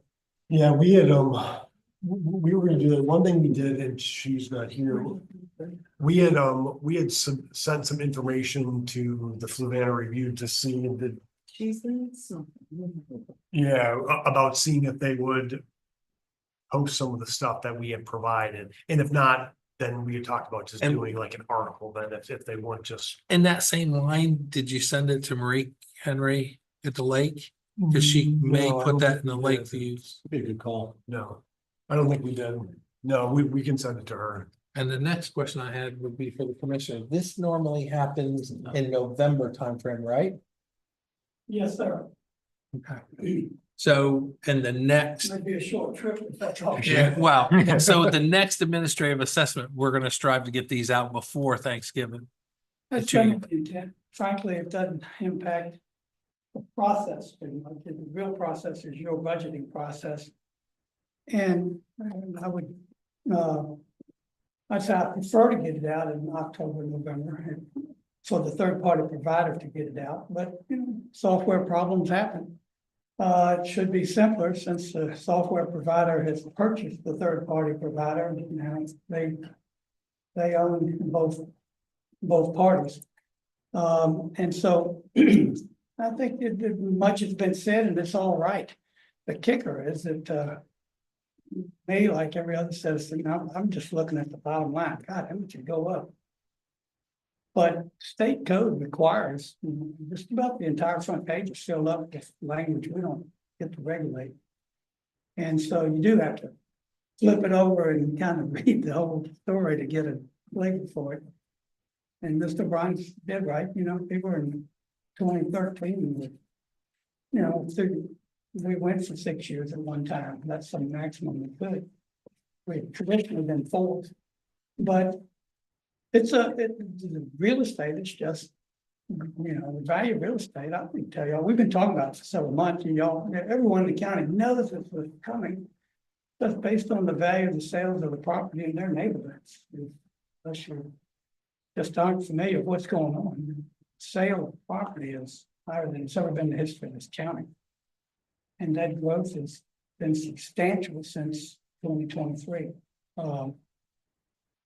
Correct me if I'm wrong, but doesn't it see, at least it seems that typically the administrative assessment is a little bit less than what you would expect to see. Like you tend to recover that in the full I assessment. would tell you that that's not quite right. Okay. It's a very straightforward process that the assessor record goes through, and I won't make it an extended conversation, but they literally look at every sale from the previous assessment. So from January 1st of 23, when we had our last assessment, it's reported through the circuit court to the Department of Taxation. And the company that does work for us pulls all of those sales. So they know what the sale price of every particular property was. With improvements, housing, what's out. And then they do that right up until about November. The advantage they had this year in delaying getting it out was they didn't have to cut it off from 1 October. They pulled sales for October and November and part of December. So I can tell you, they continue to go up the across the board cost of houses and land. And so they then compare those sales of light property to all other light properties in the county. It's not arbitrary. It's based on math, and it's just the math is worked in the favor of the value going up this time around. We talked to personal property, but we've had, you know, in 07, we had a really high point from 05 to 07. We actually did a 2-year assessment in 05 to 07 because values were going up so much and our sales to assessment ratio was getting down very low. And that cost the county money because, again, utilities, which are big revenue providers to the county, pay their share, but only at the rate that the perceived homeowner does. So the sales to assessment ratio has gotten down into the low 80s right now. So when we send a bill to Tenasco or to Virginia Power or the telcos, they only paid at the rate that the citizens would perceive to be paying. So that had been for 24, 87%. So we missed out on 13%. Anyway, the process is a touch complicated, but it works. And in these years where we have significant upticks in value, it hurts. I got mine over there. Hell, I didn't like mine, but I can't even get to go argue it because I'm a commissioner, and if I do, it seems to be a little unfair, so I'll live with it. It's 34% is public information. Anybody want to look? Go look. But the form itself, we can always add to it,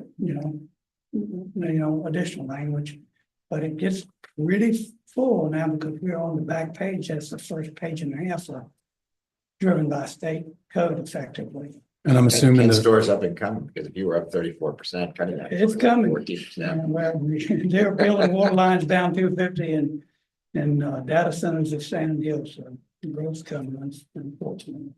But what I would tell you is that this process will work its way out as you go through the budget cycle. I know it's initially a concern, but the rate is what will really define the tax bill. And we know that, y'all all know that. And the citizens aren't necessarily questioning it, they're not living it on a regular basis. Thank you. Any other questions? yeah, I did. I did have a few. Some people had raised concerns that they didn't see the assessor, or they, have a camera, and it was just kind of. Is it an understanding in the contract that the assessor has someone that physically visits or puts eyes on each property, whether that's a drive? Yes, sir, that's correct. In fact, they are required to take photos, and they do that almost at 100%. And we do have some situations where the property's locked and you see signs like trespassers will be shot, survivors will be If you've shot. ever knocked doors, you know Again, exactly what you're talking about. So they do knock on the door, they're required, it's not, and we began that process several reassessments ago because of concern about a windshield review, you just kind of pass by and take a look at any particular. So they have to physically get out of the car and walk around the property? And they do, they don't always meet the citizen, and I frequently, have people call their vehicle is marked, with assessment office or something like that. And there's a photographic file of all of the homes where they, and then I require them to take, if possible, as many, a full-size photo, at least, and if it's a unique property, like you got, say, a detached garage or a swimming pool or something that's not part of the main house, we ask that they do that also. So it's really helpful when we have a discussion and people are saying, I don't have a garage, When you pull up the file and you go, man, that really looks like a garage door. Maybe I'm mistaken. You got a 22-foot walk-through door, but you put cars in there. How long's Pearson been doing? Pearson has been doing it since they bought Stonewall, Blue Ridge, Mr. Hickey used to come in and a small field of experts that do this, and they have to be certified by the state and on file as an assessor record.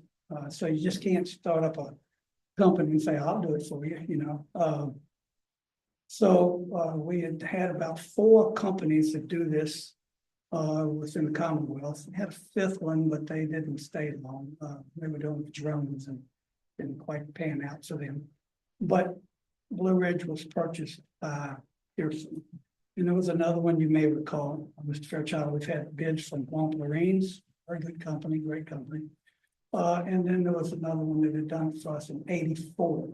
So I'll go back a ways, but the software company, Vision, which we purchased, and working pretty darn well, got into the business of assessment just in the last 12 months. Their long arm decided to purchase the 2 companies that have been doing it across the Commonwealth, much of Carolina. Pearson does a lot of North Carolina, quite a bit of Delaware, some of Maryland, and a lot of Virginia, but they now belong to a company called Vision. And the company also bought Long Range. So all of these, it's going to be an interesting dynamic to move forward into the next reassessment contract. So you don't know when that purchase of Pearson was, do you? Pardon me? But when Pearson purchased the previous, the Pearsons did 25, 23, 22, 21. They were bought, I believe, in like 1920. Okay. And prior to that, it was Blue Ridge Mass Appraisal. The intent of my question is trying to help establish for citizens that it's the same company. It's not a new company. It's not. In fact, the same lead assessor has been doing Fluvanna and is very familiar with it. Assessment hearings started today, I believe, as I recall. I remember Miss Lees could tell me, she knows it. The telephone interviews. And Randy Willis is the lead assessor, and he and the gentleman named Terry have been to Fluvanna now for about their, I think, fifth reassessment. And they can talk to Fluvanna probably better than most of my citizens. You say, well, you know, I live up, you know, near the food line, and they go, oh yeah, here's the turkey sag gate, you know, which they're very familiar with Fluvanna. And it's not arbitrary. I wish I could fuss at them, but the sales data for real estate has been just simply going through the roof. I see, even just in my community, I see $250,000 assessed homes selling for $325,000, $330,000. They're on the market 4 days. We had one recently, 100-acre property. You think it's just a small stuff. 105 acres was listed, I think, $658,000, but in that neighborhood sold for $1.3 million within hours, the first day, cash offer. I'm not pulling out of my pocket, these are legitimate numbers. Anyhow, I still don't like my assessment. I'll live with it. Well, Because when you sell your house, you won't like it. Other questions? I have one more, sorry. that's probably not gonna happen, but I thought about it. So we have an average rate that, you know, obviously some people's have gone up 40, some people's have gone, you know, I talked to some people in my areas have been as low as 20, as high as 40. And I just want to clarify, so that average rate, is that when you get that 25% number, is that only on improved properties, or is there included non-improved properties that would say, maybe I guess one of the questions I got was if non-improved properties are on there, those values could be bringing that average down. Is that 25% figure just properties with homes and improved lots? No, sir, that's the collective gross total. I think, you know, they say your taxable total for 24 now versus the taxable total that Mr. Dahl will be working with to help build a budget, that taxable total. To help define it, I wanted to ask a couple of questions.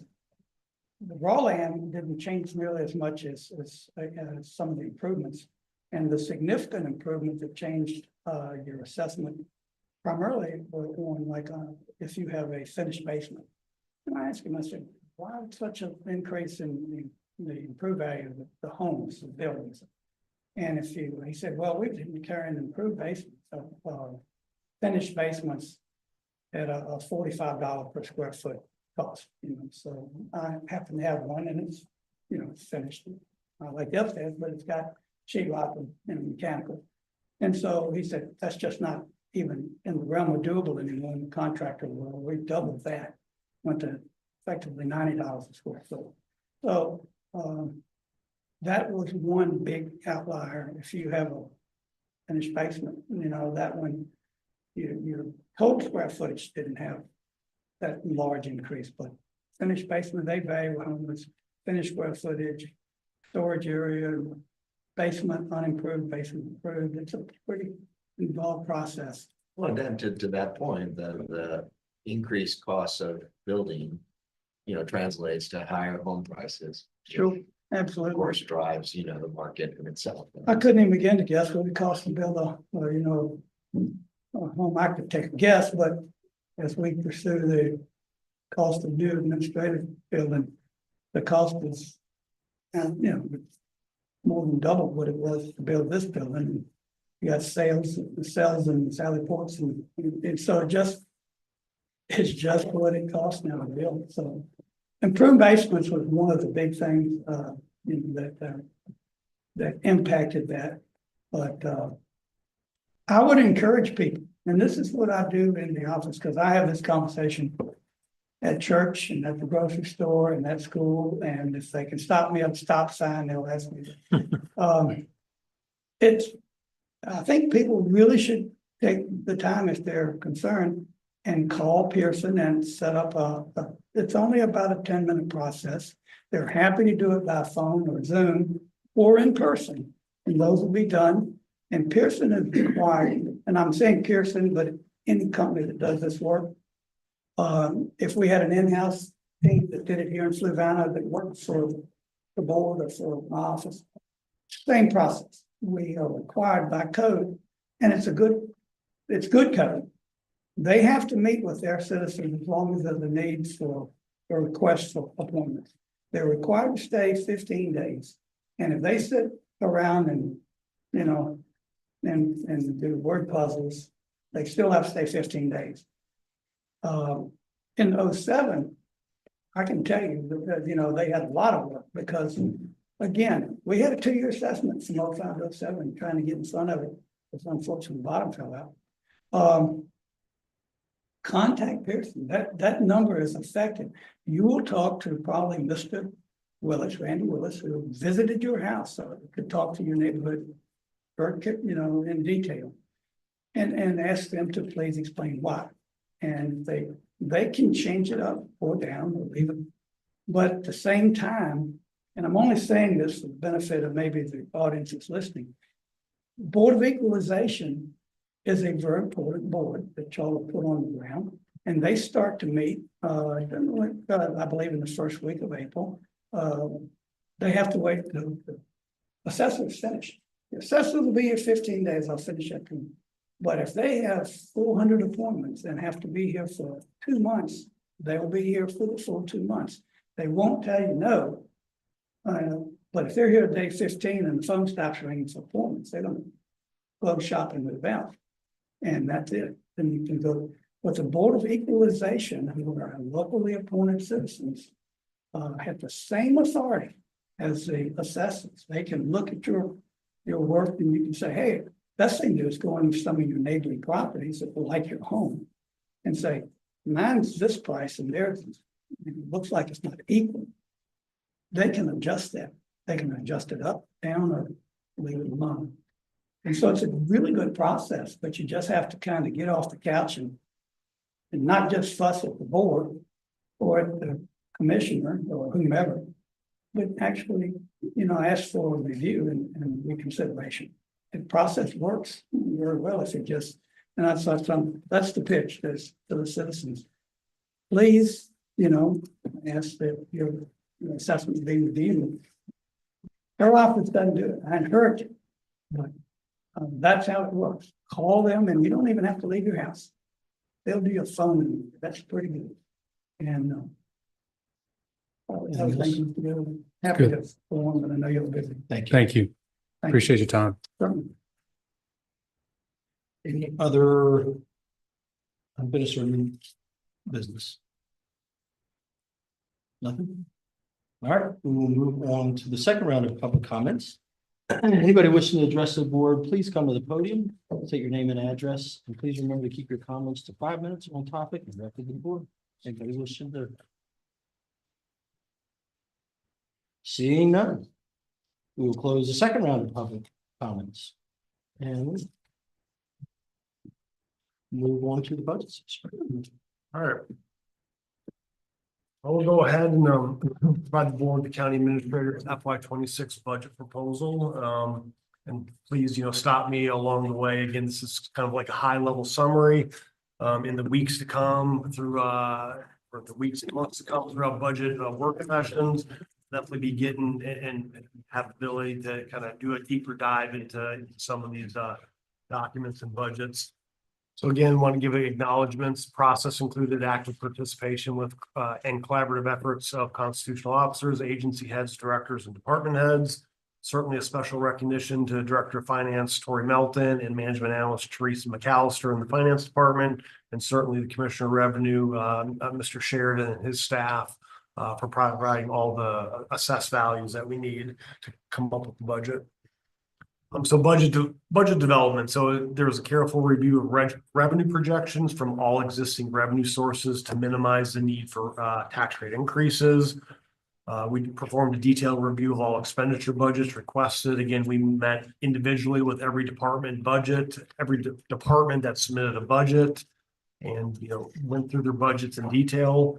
Again, the budget development incorporates essential personnel requests to best support Fluvanna's service, expansion, technical needs, support staff with an adequate compensation and benefits plan, identify any potential funding shortfalls for further discussion during the budget process, determine any service gaps or new services needed, and then refine and update future years planning budget projections. So some of the budget pressures, certainly increased costs for providing public safety. One, the county implemented a new Department of Emergency Services where we have paid EMS. And so, One thing is, recognizing the full operational cost. We've been in play now for about a year and a half. So, kind of just realizing, some things that maybe were not originally noted or identified up front. Certainly costs related to affiliated regional facilities, Central Virginia Regional Jail and Blue Ridge Juvenile Detention. Requests for additional sheriff's office deputies. Certainly aging sheriff's office patrol vehicles and fire rescue apparatus as well. Also budget pressures are aging facilities, fleet and equipment that require significant maintenance. Between the county and the schools, we have over 33 buildings with HVAC and well over 300 vehicles. The increasing cost of goods and services over the last 12 months, the CPI, Consumer Price Index, has increased 3%. Again, maintaining competitive salaries and benefits for our county and school system staff, new and expanding water and sewer infrastructure needs in our designated growth areas to support economic development. And then, we have a high existing debt load. The nice thing is it's been going down, but there's going to be some things that the board's going to have to consider, as far as potentially taking out some new debt in the years to come. So for the budget proposal, my budget proposal totals a little over 115 million, 115.1 million. My budget is based upon a real estate tax rate of 72 cents. So again, with the reassessment, the equalized tax rate is 68.9. So the current tax rate for fiscal year 25 is 84.4. So again, from the reassessments, we had certain values at 84.4, and it gives you a certain amount of revenue. You take that certain amount of revenue and you compare it to what the new assessed values are, and then that gives you the equalized rate. So because assessed values went up, our rate or our equalized rate goes down. So 68.9 is kind of the new starting point for the budget process. And again, my budget proposal is recognizing a rate increase above that 68.9. So this, yeah, go for it.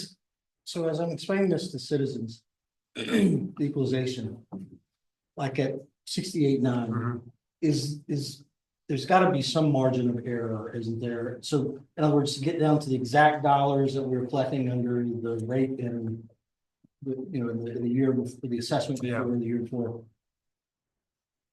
It's got to give us some margin of error, doesn't it, in getting to? Not necessarily. You basically, again, you had assessed values last year of property, and then you have those same assessed values of the property this year. So the assessed properties of last year with the tax rate gives you this revenue. Yeah. And so now you use this revenue and you have these properties that were reassessed, and then it gives you kind of, it's strictly math, gives you what that new equalized rate is. So again, with my proposed budget of 72 cents, it is a tax increase. It's a 4.5% tax increase for the average homeowner. Again, people are seeing, 20-some% up to, I've seen 56% someone put online for property assessments going up. But again, if you look across the board, what my budget proposal does, it results in an 4.5% increase for the average homeowner. Again, it doesn't mean everyone's going to see that same 4.5. Can I think, and correct me if I'm wrong, I think what you were asking to was, and I'll use an explanation, and I've used this in talking with people. There's a macro level view of this, and there's also a micro level view. When we're on the phone or emailing with constituents, that's a micro level view. So, for example, the equalized tax rate, the rate that Eric's proposing, 0.72, depending on someone's assessment, they could end up paying less in taxes this year than they did last year. But you could also be talking to someone based on their assessment that's obviously going to be more. And even if we went below the exact equalized rate, they still could potentially be paying more based on their assessment. So really I guess what I'm saying is you've got to explain that it's a macro thing that at the county level, yes, this is what this means, but that's different for everybody at the individual in the individual household. Is that correct to say? I mean, a little bit, I mean, yeah. I mean, I If would your say- house went up 56% and we go with an equalized rate, your taxes will go up. Taxes will remain the same. No, they No, they won't. If I'm correct. I know I'm correct on that. I'll be happy to weigh in. Because you're above the But average. you're right, if your rate was above 24%. Yeah, It'll go. rate was above the average percentage. yeah, because it's Yes. the Yes. average. Again, we saw an average of 25%, let's just call it 25% was the average increase. Some people saw below, some people saw way above that. And again, with what I'm proposing, my 72 cents, that is a tax increase of 4.5% again for the average homeowner. So if you're in that 20-some% range, Yeah. you're gonna see that. If I you're mean, in if the you're in- 50%, Yeah. it's gonna be closer to 10, 12. Yeah, but the only, I mean, yes, that's true, and the homes that went up 50% were smaller homes. Yes. So yes, they went up I mean, 30,000 or 40,000. For anyone wanting to But figure that- out what their tax That rate Yeah, increase they're isn't gonna gonna be as big as somebody in a $600,000 house. For anyone wanting to figure out what your proposed tax rate is and what's being thrown out there, take your assessed value divided by 100 times, multiply by the 0.72, and that gives you what your annual taxes would be. It's as simple as that to figure it out. I mean, that's probably oversimplifying it, but I mean, that's. It's really not, yeah. I mean, that's, You just multiply by point yes. Yes. Yeah. I think it'd be helpful to those that we go right on the macro versus the micro. The raw numbers that we talk about, the total taxable value, again, don't forget we got some exempted property in there. But by and large, the taxable values are impacted also. The reason you can't just take a straight division of last year's total taxable value and this year's total taxable, because you also have some tax relief programs in there. And that's what kind of impacts why it's not 65%, it's closer to 68 and change. So You have to, when you you take take tax, I'm sorry, the tax relief for the elderly, for example, tax relief for the veteran program. All of that causes the equalization rate to nudge up some. It's not just straight last year's bottom line divided by this year's bottom lines. Because I know at the presentation not too long ago, one of the board members found himself being really good math. Said, oh, it's going to be 65%. Yeah, it happened to be it. But it's a little higher than that because of those tax relief programs that do impact. And it's that, but I believe you're absolutely correct. If you had a 34% increase or 50% increase, going down to the equalization rate doesn't make my tax bill the same. It's going to be higher. We do the math, it's 24% would make equalization rate, but if I'm at 34, that's an increase, period. And if the board has to go a bit higher than that to make the budget work, it's going to impact the total increase that I personally will have to pay, but that's how the process. I think everything you said, I concur with exactly. If you're at the 50%, yeah. But if you're at 15, 17, 18%, and the board goes equalization rate, you get a tax break. That's a tax cut. Your check will be less if the board would adopt 68.9. And then that's not arbitrary, that's just me. Any other questions on that? Thank you. Yes, sir. So again, so my budget proposal is based upon 72 cents, again, equalized rate is 68.9. So that's a 3.1 cent tax increase or 4.5%. The personal, in my budget, the personal property tax rate of 410 remains unchanged from fiscal year 25. Same thing with business and public utility, personal property taxes. Those also remain unchanged, remains at $2.90. And then there's no change to the machinery and tools tax rate as well, which remains at $1.90. So the overall increase in county expenditures is a little over 4.1 million, which reflects a 3.7% increase from the FY25 amended budget. So just kind of looking at revenues again, so we're going to look at revenues and expenses a little bit, kind of high level. So again, projected total revenues will increase by 4.1 million above the 25 amended budget. Some of the most significant contributing factors, again, there's a net increase of 3.1 million in tax and local operating revenue. Again, that's mainly in part due to the following increases. Again, because my tax rate is above the equalized rate, there is some additional revenue from having that higher tax rate above the equalized rate. In addition, I've budgeted more in delinquent real estate and personal property taxes this year. After looking at trends, I think it certainly makes sense to do so. Have increased, again, every year our local option sales tax is increasing a little bit. Increased interest earnings over the last year's budget a little bit, and then EMS cost recovery. So all those together result in a net increase of about 3.3 million.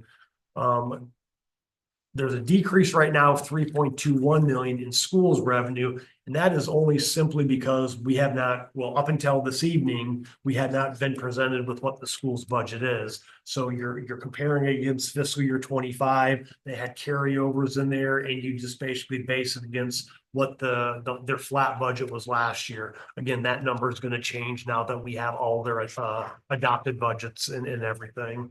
There's a slight decrease in debt service revenue of 18,000. A net increase of 3.8 million for CIP project funding, and mainly due to the use of proffer funds and grant funds to fund some CIP projects. A small increase of 62,000 in enterprise funds, and an increase in 144,000 in social services, state and federal revenue. So looking at expenditures, again, departments, constitutional officers, and agency budgets have been reviewed in detail and funded. So again, as I said, the county has not received the Fluvanna County Public Schools formal funding request when my budget was completed. The board was just presented their request this evening.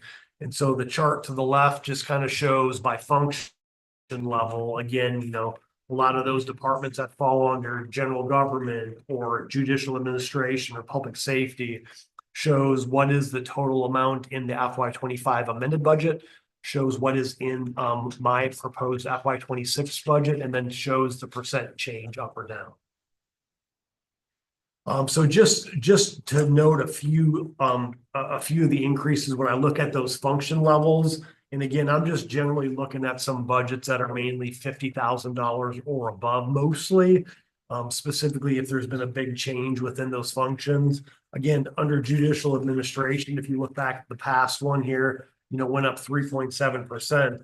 And I'll tell you that the clerk of the circuit court, they had some expenditure increases, but they have offsetting state revenue that basically offsets that increase as well. They're going to be getting some funding from the State Technology Trust Fund and Library of Virginia Preservation Grant. They've applied for some different grants, and they look pretty favorable for getting those grants. So again, that increase really does not affect the county tax rate. Under public safety for the sheriff's office, over FY25 amended budget, there's a $228,000 increase in my budget proposal, and that pretty much includes one deputy position. In a later slide, I'll show you kind of all the positions that were requested and those that were included and not included, but that includes one deputy position with the needed equipment and supplies. It also provides some funding for two position promotions, one for move from deputy to sergeant, and then one from sergeant to lieutenant. And it also recognizes an increase for personnel related costs, for overtime, for holiday pay, for workers' compensation, and line of duty costs that we have to pay.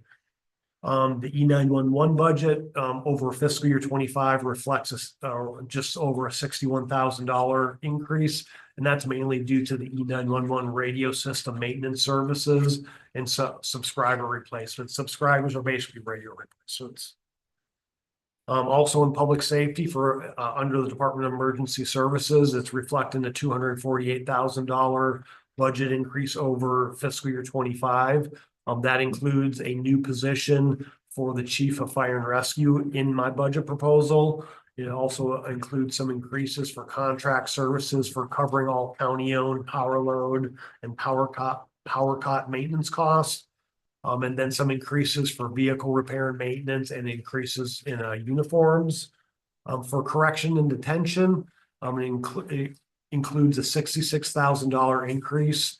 And that's mainly from the Blue Ridge Juvenile detention.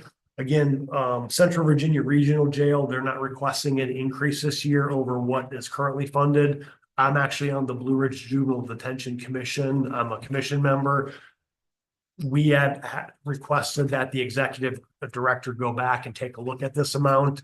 This is going to be the high watermark amount. I suspect that 66,000 will be coming down from this point. Also, the public animal shelter, again, the Fluvanna County utilizes the Fluvanna SPCA as the public animal shelter. They submitted their submitted budget covers costs increases to retain a quality workforce, to assist with building improvements and maintenance, and to adequately cover costs for the animals and their care. Public Works, and really under Public Works, so really the big one, James River Water Authority operations. So again, that's a $1.4 million increase. So Fluvanna County is a 50-50 partner with Louisa County for the JRWA. Within the last year, the JRWA issued $45 million in additional debt. And again, that was approved. Those approvals were approved by both boards, both Louisa and Fluvanna, to begin construction and for building that raw water intake in the pipeline in Fluvanna County, which will meet the long-term water supply needs in both counties. And again, the increase here does represent the 50% portion for Fluvanna County. Under health and welfare, there's an increase of $375,000 under CSA purchases of services. Again, this increase is primarily due to private day placements for clients of the CSA. Even though there's a $375,000 increase, this increase has some offsets for state funding matches as well. Social services is reflecting the $109,000 increase, primarily due to, in my budget proposal, I have included one new position for a family services specialist one. And then they also are showing some increases in public assistance programs. Both of these increases have some offsets in state and federal matching funds as well. Under non-departmental for BOS and personnel contingency. So the county has a policy, a contingency policy that states will maintain a board and personnel contingency lines in the general fund to pay for needs caused by unforeseen emergencies, including unanticipated expenditures of a non-reoccurring nature or to meet unexpected small increases in service delivery costs. These contingency lines shall be budgeted at 0.5% of governmental general fund expenditures. And so with this $40,000 increase, it would bring both the BOS contingency and personnel contingency in line with that policy. Again, for fiscal year 24, we had roughly a $60 million governmental general fund expenditures, and then at 0.5%, that comes out to $300,000. So this year I have budgeted $150,000 for BOS contingency and $150,000 for personnel contingency. The one thing is from the personnel contingency piece is, when we had less employees, it was less of an issue. Now that we have a lot more employees on, generally when we budget for a new employee, we budget a flat $10,000 amount. So if we bring on an employee and they choose a single health insurance policy, that $10,000 budgeted amount more than covers it. But if someone selects, an employee plus one policy or a family policy, that's where personnel contingency comes in, is to kind of fill those gaps for those departments, because those are what we would consider unanticipated expenditures. We try and budget a certain amount for health insurance, but you don't really know what you're going to get until you hire the person. Also in my budget, and I'll talk more about this, but under staff pay plan, health insurance, and compensation study, salary adjustment costs, there's roughly over $1 million in there for those three components, and I'll talk more specifically about those items in the upcoming slides. So under employee compensation, certainly we want to maintain a competitive compensation to attract and retain high quality employees. In my budget proposal this year, is included, I've included a 3% COLA for all county staff, which would take effect July 1, 2025. The costs related for that, which includes the 3% plus, benefit costs again. You pay for FICA, you pay for VRS, you pay for some other little, workers' comp percentages. So if salaries go up, some of those other, related costs go up as well. So it's roughly about $500,000, just under $500,000 for that 3%. And just for the board's knowledge, every 1% equals about 165. In addition, in this budget, in the state budget, there was a 3% in the state budget, the biennial budget for 3% COLA 2, which was for state-supported compensation board and state-supported employees as well, those of social services. So the county's reimbursement from the comp board and social services for those eligible positions is $119,000. So the 496, you can, to get the true cost, you can basically back out the 119. So we budgeted for the cost of roughly 496,000, but we also budgeted for the 119,000 in reimbursements we're going to get from state funds as well. And then in addition into this budget is a 300,000 is included for a compensation study and a mid-year salary adjustment cost. So the comp study we have budgeted for 50K and mid-year salary adjustment costs from the implementation of that at 250K.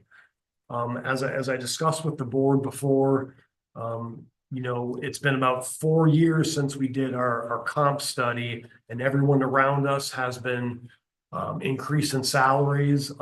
One thing we're going to look at doing is trying to bring something back to the board sooner to look at the initial pay bands. With this 250 cost, this is kind of looking at maybe a mid-year cycle of adjustments. And again, I don't have a solid. This 250 is strictly an estimate. It was kind of based upon some potential costs that we did back 4 years ago when we looked at it for a year. So this is really based upon a half a year adjustment.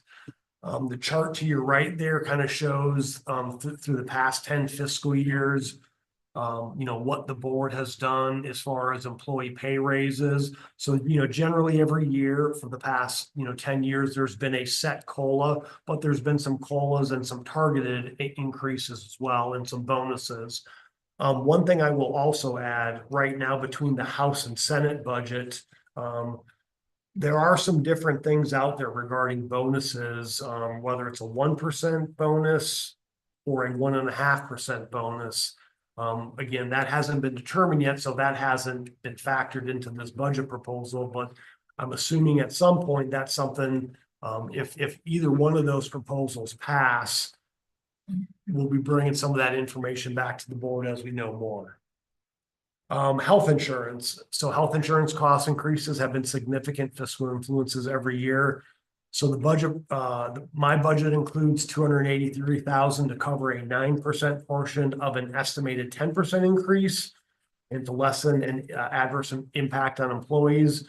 Each 1% premium increase represents approximately $31,000.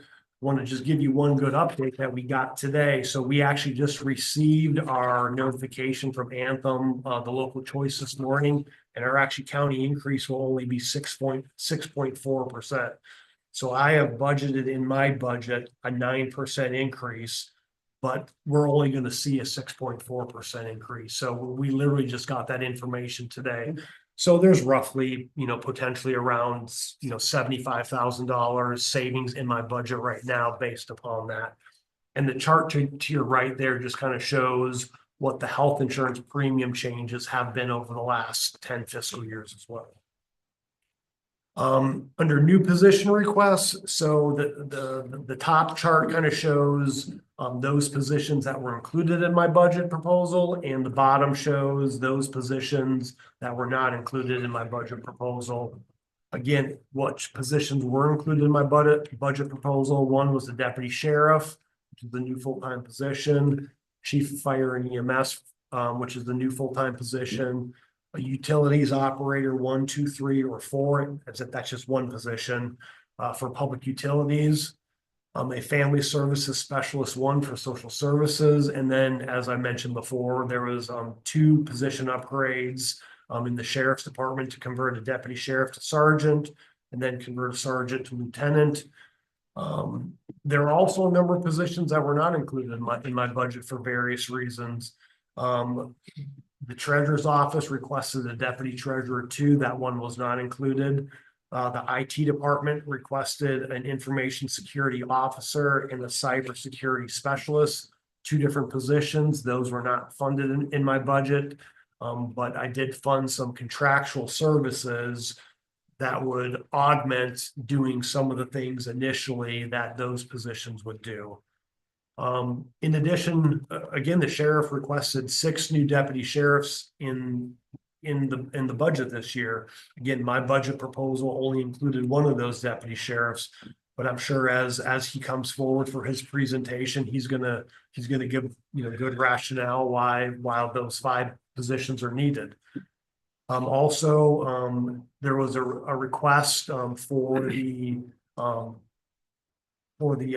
company 3, for the ambulance that was staffed out at Kent Store. Again, remember the board funded it for 12-hour shifts. There was a request to make that 12-hour shifts into 24-hour shifts. That was not included in my budget. There was also a request for 1 full-time and 1 part-time for EMS billing specialists. The county utilizes a contract for EMS cost recovery. There's some thinking that having in-house EMS billing specialists could provide better revenue collections on what the county makes and what the county brings in for its EMS cost recovery. We have a new contract right now and a new provider that seems to be doing better collections on our part. I think we just need to give it a year and see how that kind of pans out. But I think this is certainly something that we need to just kind of keep in the back of our minds for the future. In the Department of Public Utilities, in addition to the utilities operator that I included in my budget, there was also 3 additional positions that I did not include in my budget. And those were mainly for basically a pipe crew, for crews that would actually be working and repairing pipes. So 1 was for a crew chief, and then 1 was for 2 pipe technicians. I don't think we're at the point right now where that is necessarily warranted. I think we need to do some additional return on investment and really kind of looking at what are we spending for outside contractual costs to do that work versus if we had that in-house. At some point in the future, that'll probably be something that will be needed. I'm just not sure that's this year. Also, there was a request for in the CSA department for a FAP coordinator. That was not included in my budget. Social services also requested 2 additional positions. Again, I included 1, the family services specialist in my budget, but there was 2 that were not included. 1 was a human services assistant 3, and then a benefit supervisor. Those were not included in my budget. And the last position that was not included was a program specialist for the library, and that was a new part-time position. So any questions on the position request? I'll keep on blowing on through the sun. It's out of the way. CIP this year, there was for some pretty significant requests in this year's CIP. When the CIP started out, the full ask from all departments was just under $18 million for CIP requests. I can tell you my budget, what's being proposed in my budget is about half of that dollar amount. There's about a $4 million piece of that is using non-county funds that I'll talk about. But again, the county has made a practice of using unassigned fund balance to fund one-time expenditures. And so just some things, and again, I'm not going to go through all this line by line, but you can see that there's a column that says what's included in my budget and then the column of what's not included in my budget. I think a lot of these, once we get to the CIP review meeting, I think we can get a little more into the weeds and details on some of these things. But there's, again, we can only fund so much with fund balance and without increasing the tax rate. And some of these things, I think, like I said, I think there's good rationale for holding off on them right now. Some of these may be related to building some new buildings and stuff like that. Some of it's, just, we can only, as I said, we can only fund so much. But so for projects that are included and not included, this is page 1. So. Yep. Before you switch pages. Yeah. The community center, you're talking about the Fort Union Community Center? I'm sorry, which one are you talking about? The community center parking lot paving. Oh, yes. No, I did not include that one. And the reason I did not include that is I did not want to include that before they finish the burn building and construction of that. Gotcha. And What about the repairs for the sidewalks and things along those lines? Is that included in there? So Public Works has been addressing some of those issues. We still have some money that's already been approved, that there's been some interior fixes that have been happening in the building. There's been painting that's been going on. There's money for carpeting. I'm not sure if you've been down there. So they're kind of moving forward with some interior fixes. I don't remember if all the sidewalks included that. I know on some little onesie twosie things, they've been replacing some sidewalks anyway. Because there definitely some safety concerns around that. Around the perimeter there is, one thing that we did, there was a concern about some sidewalks right around like the garden area that the seniors. So I know Mr. Kreitzer, he went out there and all the sidewalks that were in that immediate area, he had those, poured new sidewalks and had some of those fixed. Okay, great. So addressing some of the areas that were of utmost concern or those that are, I would say, most traveled on a regular basis or on a daily basis, addressing those. I don't remember if the additional sidewalks was included in the community center renovations or if there's some money in what's kind of outstanding still. I think it may be in that 500,000, but I think, there may be some things to address. That makes good sense what you're saying. Yeah. Obviously we're addressing. Yep. So that's just page 1 of the CIP requests, and then page 2. And again, these are just requests that were for fiscal year 26. This doesn't include fiscal year 27 through fiscal year 30. Certainly in your budget binders, you've got the big CIP sheet that shows every single request from 27 out to 30, and there's a good number of them. And then again, also here showing included and not included. So as I stated earlier at the beginning of this, total requests, all requests were roughly around just under $18 million. What was included in my budget was about 9.8. You can easily back out if you look up top here, there's the Fort Union water supply, there's $4 million there. If you back that $4 million out, that brings us down to about $5.8 million, plus there's some state grants in there. So roughly about every year, we've been spending about $5 to $6 million from unassigned fund balance on CIP projects. So kind of keeping in line with what we've been doing, that kind of provides the funding for what's included in my budget and what's not included in my budget. But as I said, once we get to the CIP night, I'm happy to answer more questions. And certainly those departments, I will guarantee you that they will advocate why those things that I did not include in my budget need to be funded. I'll just talk a few things here, just kind of from a general economic standpoint for Fluvanna. Again, Fluvanna County, as we said, we maintain a conservative fund balance policy that maintains unassigned restricted fund balance at a minimum of 12% general fund revenues and the school fund revenues, less the county's funding portion from the general fund to the schools. So as of June 30th, 2024, our restricted amount is roughly $12.2 million. That's the amount you don't touch. That's the reserve, that's the rainy day fund. That's like absolute catastrophe that you have to dip into that. Above and beyond that 12 million is we have the unassigned unrestricted fund balance, and that's that amount in red. The current amount is 17.2 million. So again, that amount is the amount that the board uses every year for funding CIP projects, or maybe funding some components of the budget that are maybe one-time expenditures in nature.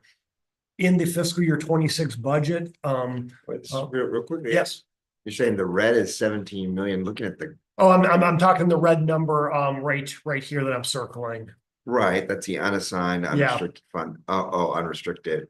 Yeah, so Because that's 20. yeah, so the unassigned fund balance makes it both unrestricted and restricted. So we're roughly at about 23 million. no, it's the 12 plus the 17, we're roughly at about 30 million, as that's kind of what we have in unassigned fund balance. So when you look at the total fund balance, there are some things that are, again, we have CIP projects that are committed, that are kind of out there. And so those dollars have already been set aside in total fund balance. There are other components that we've got funds for that we have to use for a very specific purpose. So you can't use those.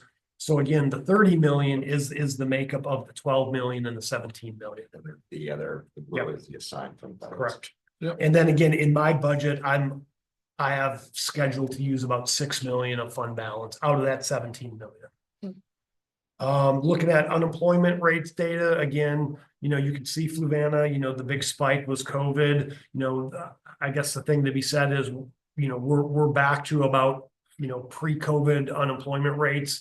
The monthly December 2024 rate for Fluvanna County was 2.1%. So our unemployment rates are, fairly back to the lowest points as they kind of been in the last 10 years. Sales tax, as you see, the red is Fluvanna County. You can see how our sales tax has been going up, every year, and the blue is kind of comparing it to the state. Fluvanna County has seen, from 22 to 23, every year we see about an 8 to 10% increase in our sales tax. I don't expect that to change, as we start getting more businesses and more things coming in the county. We certainly would expect that percentage to continue to increase. Population growth, again, looking at census from 2000 to 2010, mainly because of the build out of Lake Monticello, Fluvanna County was, I think, what was it, the first, second, or third fastest growing county in the Commonwealth. We grew at 28.2%. Between the 2010 and 2020 census, we grew at 6.1%. So far, between 2020 and 2023, our population growth has increased about 3%. And just kind of looking at total building permits, which kind of could have a little play in what we see from a local economic standpoint. You can see total building permits, and remember, total building permits includes everything from building a new house. You want to get a new deck. You want to install a generator. You want to build a shed. That's total building permits. So you can see the last couple of years, our total building permits has gone down.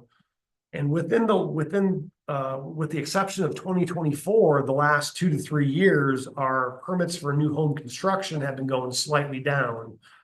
Between 23 and 2024, and again, these numbers are based upon a calendar year.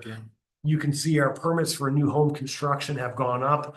And I'm going to say that's probably mostly attributed to Colonial Circle to a degree.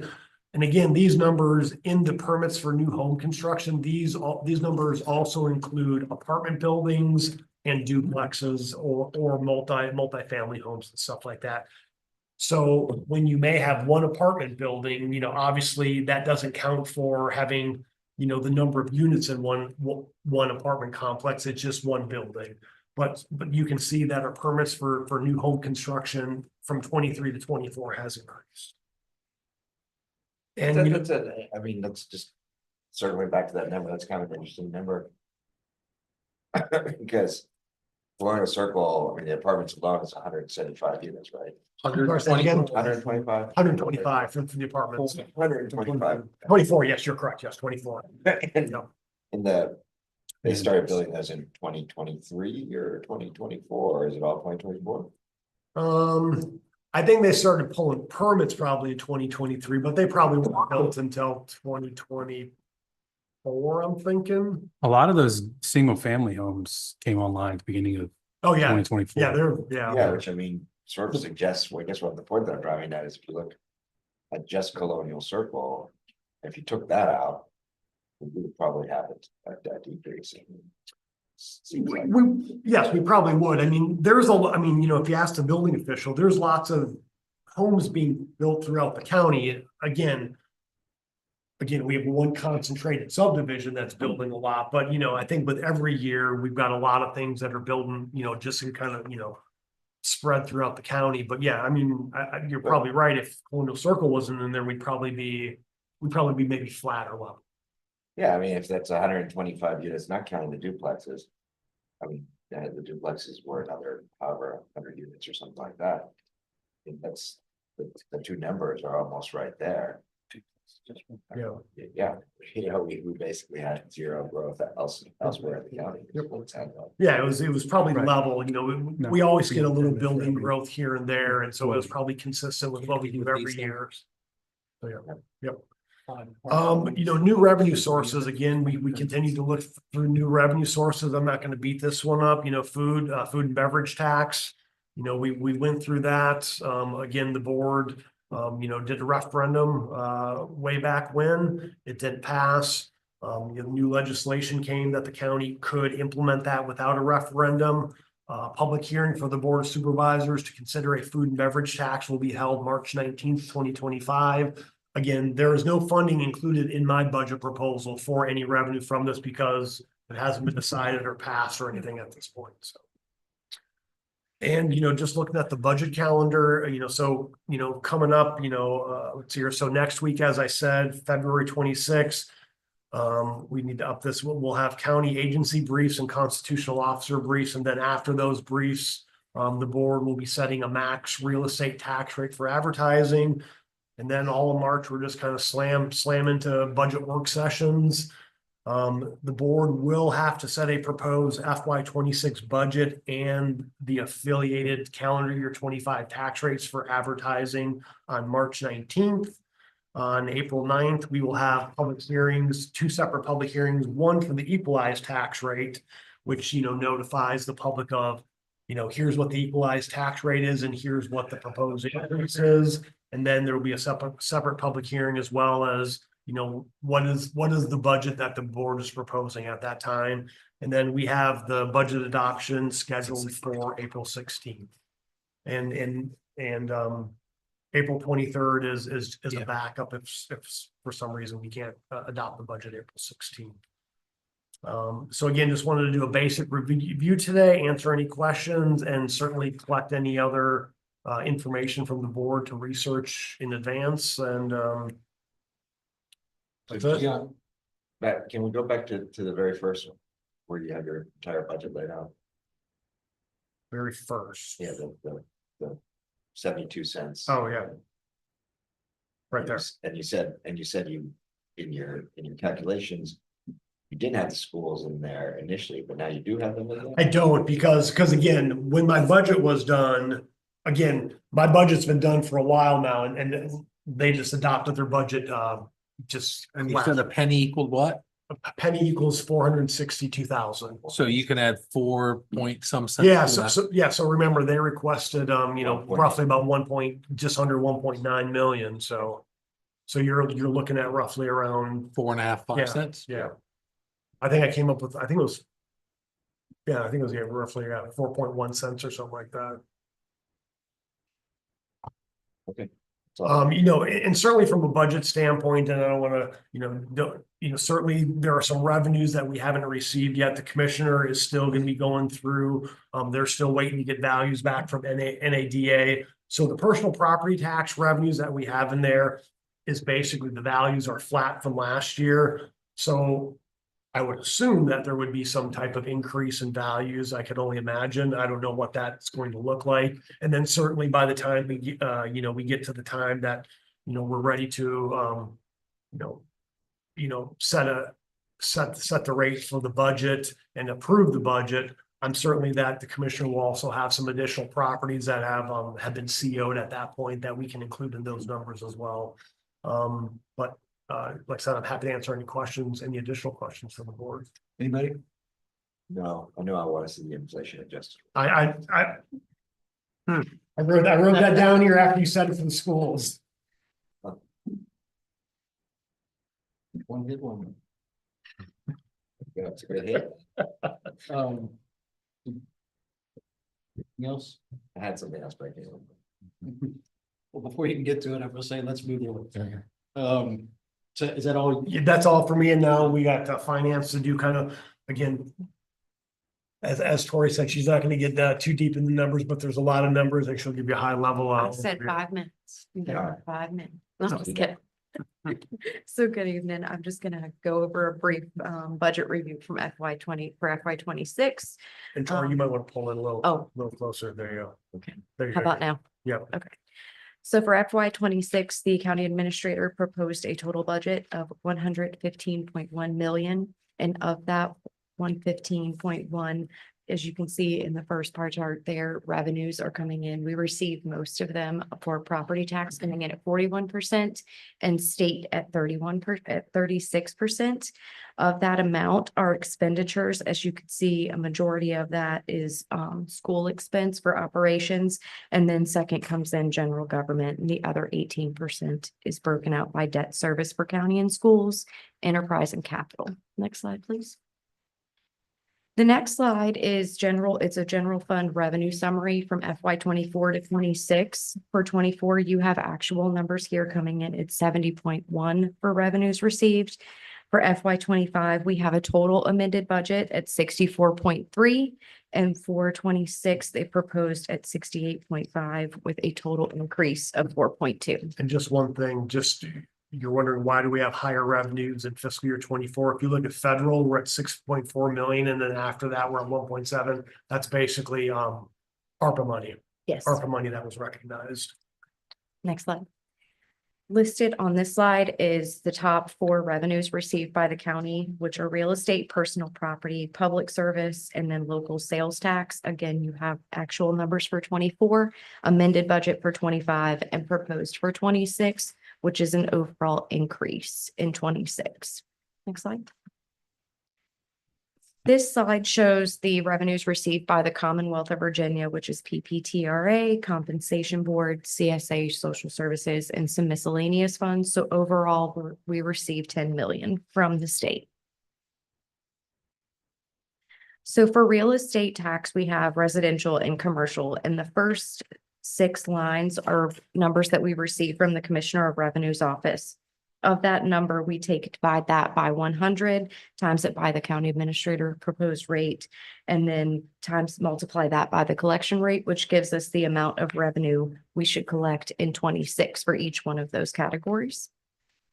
Next.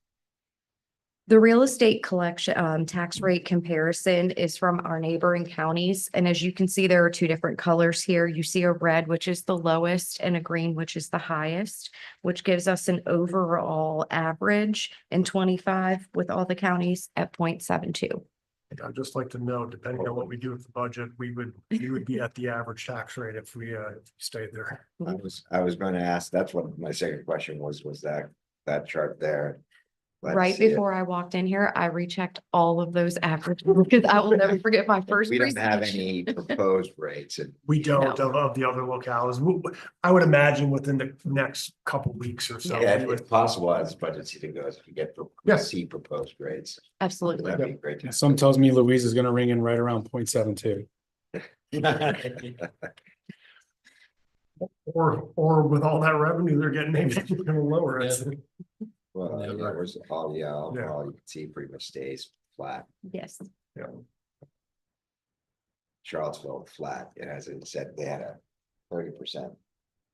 Yeah, I mean, Increase. and you know, I think that's an interesting to note for the public. I mean, again, when you look at Fluvanna's tax rates every single year on this slide, you can see our rates mostly adjust every single year based upon what happens, you know, again, with the reassessments and things like that.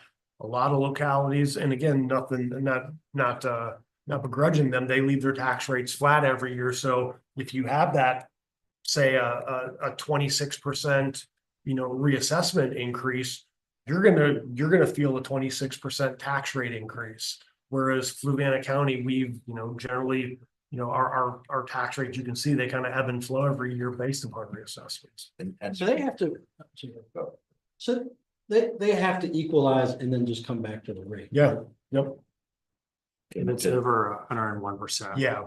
Of the value, then you have to advertise that equalized rate of that. And I mean, so some of these localities, I mean, certainly some of the bigger ones, they do reassessments every single year. I mean, so I would imagine the last few years, I don't think anyone's getting just a 1% increase every year. But maybe in some of those, maybe more of a down real estate year, maybe there are some years that they are not having to kind of equalize the rate because they're not going above that 101. But, like I said, you can see we are certainly, and for the new guys, Buckingham doesn't have land use.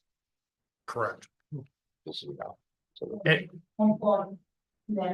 Yeah. and on Goochland County,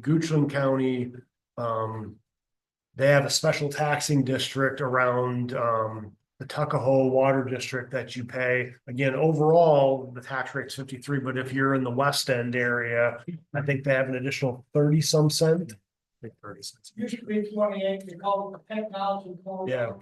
It's expensive, we run basically from Fairground Road, Middle Houston, all the way to Tuckahoe Creek. And it takes that, a month for a large, local development down there. Yeah. Additional 28 cents on the tax dollar, and I think it's gone to 30, so. Maybe 53, but last one was 85. Sure.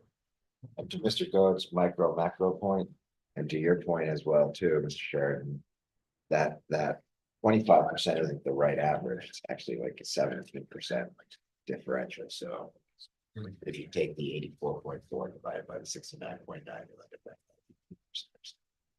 so 25%, even though the average home value is 25%, because you're including in the non-taxable revenues that come in, that changes it to actually closer to 18%. So if your home value only increased 18% and you were equalized, then you would be paying the same rate. Makes sense. It's a good point you brought in. Thank you. Thank you. So this next slide is the real estate penny calculation, which I know this question just came up. So what we have right now so far for values from the Commissioner of Revenue, if we take this amount and multiply it by a penny, we would get a total collection rate of 471,000. If we multiply that number by our collection rate at 98%, that gives us a per penny value of 462,966. Next slide. So this is a 10-year real estate collection rate history, which shows you that in FY24, we actually received almost 1.2 in collections. And this year, in FY25, we had budgeted 950,000. And I know, Mr. Fairchild, we're still trying to figure out how to pull the information. You had asked for getting some collection data on delinquent stuff. And so we're trying to figure out how to kind of pull that out a little bit, because I've gone through and looked at a lot of different things that we can pull out from the ACFR and, looking in Munis and stuff like that. I think we may have to work with the treasurer's office a little bit to get some information here, because I know you'd requested, what is our actual, what are we actually collecting in 1 year on this or throughout the whole year?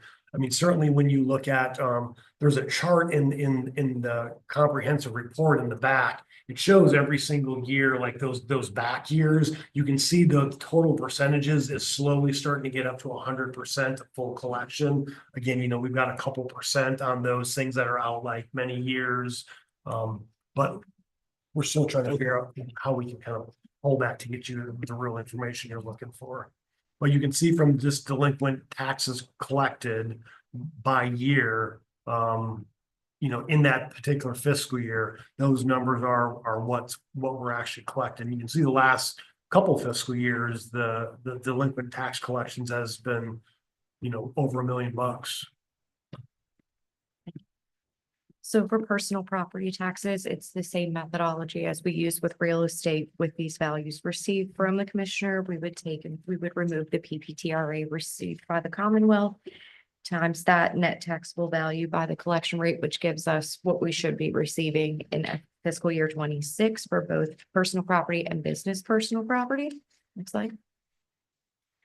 This is a comparison for property tax rates for our surrounding counties. And as you can see, Cumberland and Greene are coming in at our highest, with Louisa being our lowest. And that gives us an overall average of $3.83. Next slide.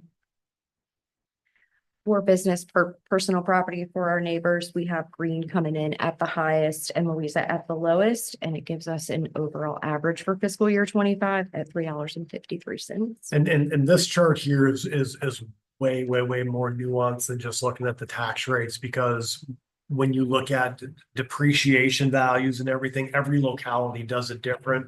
Some of them do it a certain percentage day one, some of them do graduated, like, you know, year one's 80%, year two, 60%, year three is 40%. So the rates don't necessarily tell the whole story. I mean, Might be better because you're right, it doesn't tell the whole story. Might be better to take it as a percentage of the total revenues collected, right? So is your business personal property tax 2% of your revenues? Because that could certainly give you a because different there was one time when I was back in Miss Melton's position, or even before that, I did a comparison because I wanted to compare our neighbors to the north to us, using our tax rates versus their tax rates and looking at it over a certain period of time. And honestly, even though their tax rate was significantly less than ours, when you looked at the dollar of what a business pays, Louisa was still a little bit lower, but not by as much as you would think they would have been. And again, that goes back to the whole depreciation pieces. You just can't necessarily quantify that in a 10-second elevator pitch. So The personal property nickel calculation this year is coming in at $171,232 based off the information that we have in values at this time. Next. And our collection rate, our 10-year collection rate for that, as you can see, has drastically increased in the last 3 fiscal years, which is a good trend. And going back to both of these, last year, the board increased the budget from what was kind of historically in there for delinquent personal property and real estate. And so in my budget proposal, I increased those a little bit this year too, looking at trends, looking at where we are. I mean, at some point, they're going to slowly kind of start going down because we're caught up, but we're not there yet.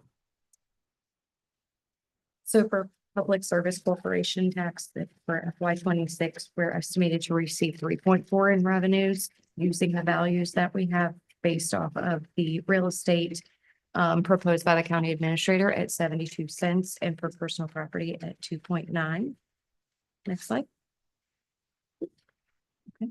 Sorry. And this last slide, it just shows you the operating budget and CIP, with the red being a total county budget, and the blue line next to it has the schools removed and what their CIP and requests are. Next.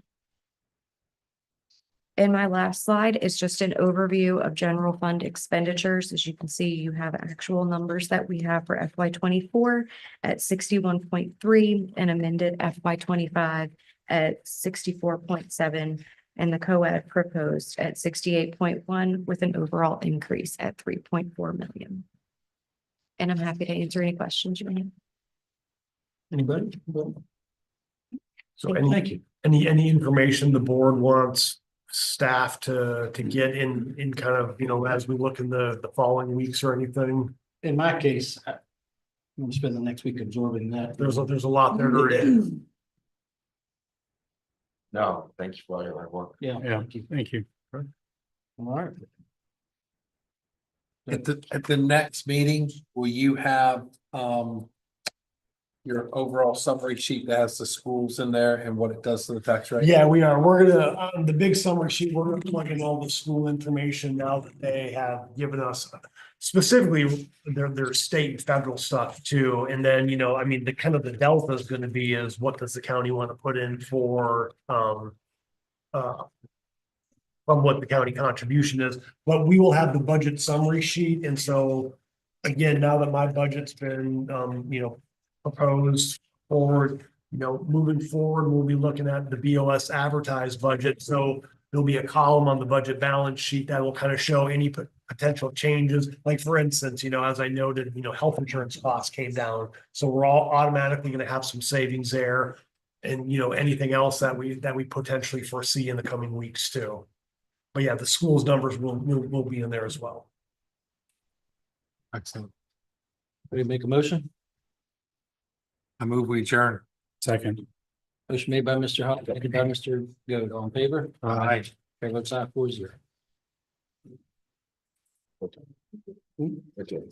I think someone called 8 o'clock. We're almost right on the dot, 3 minutes. His question.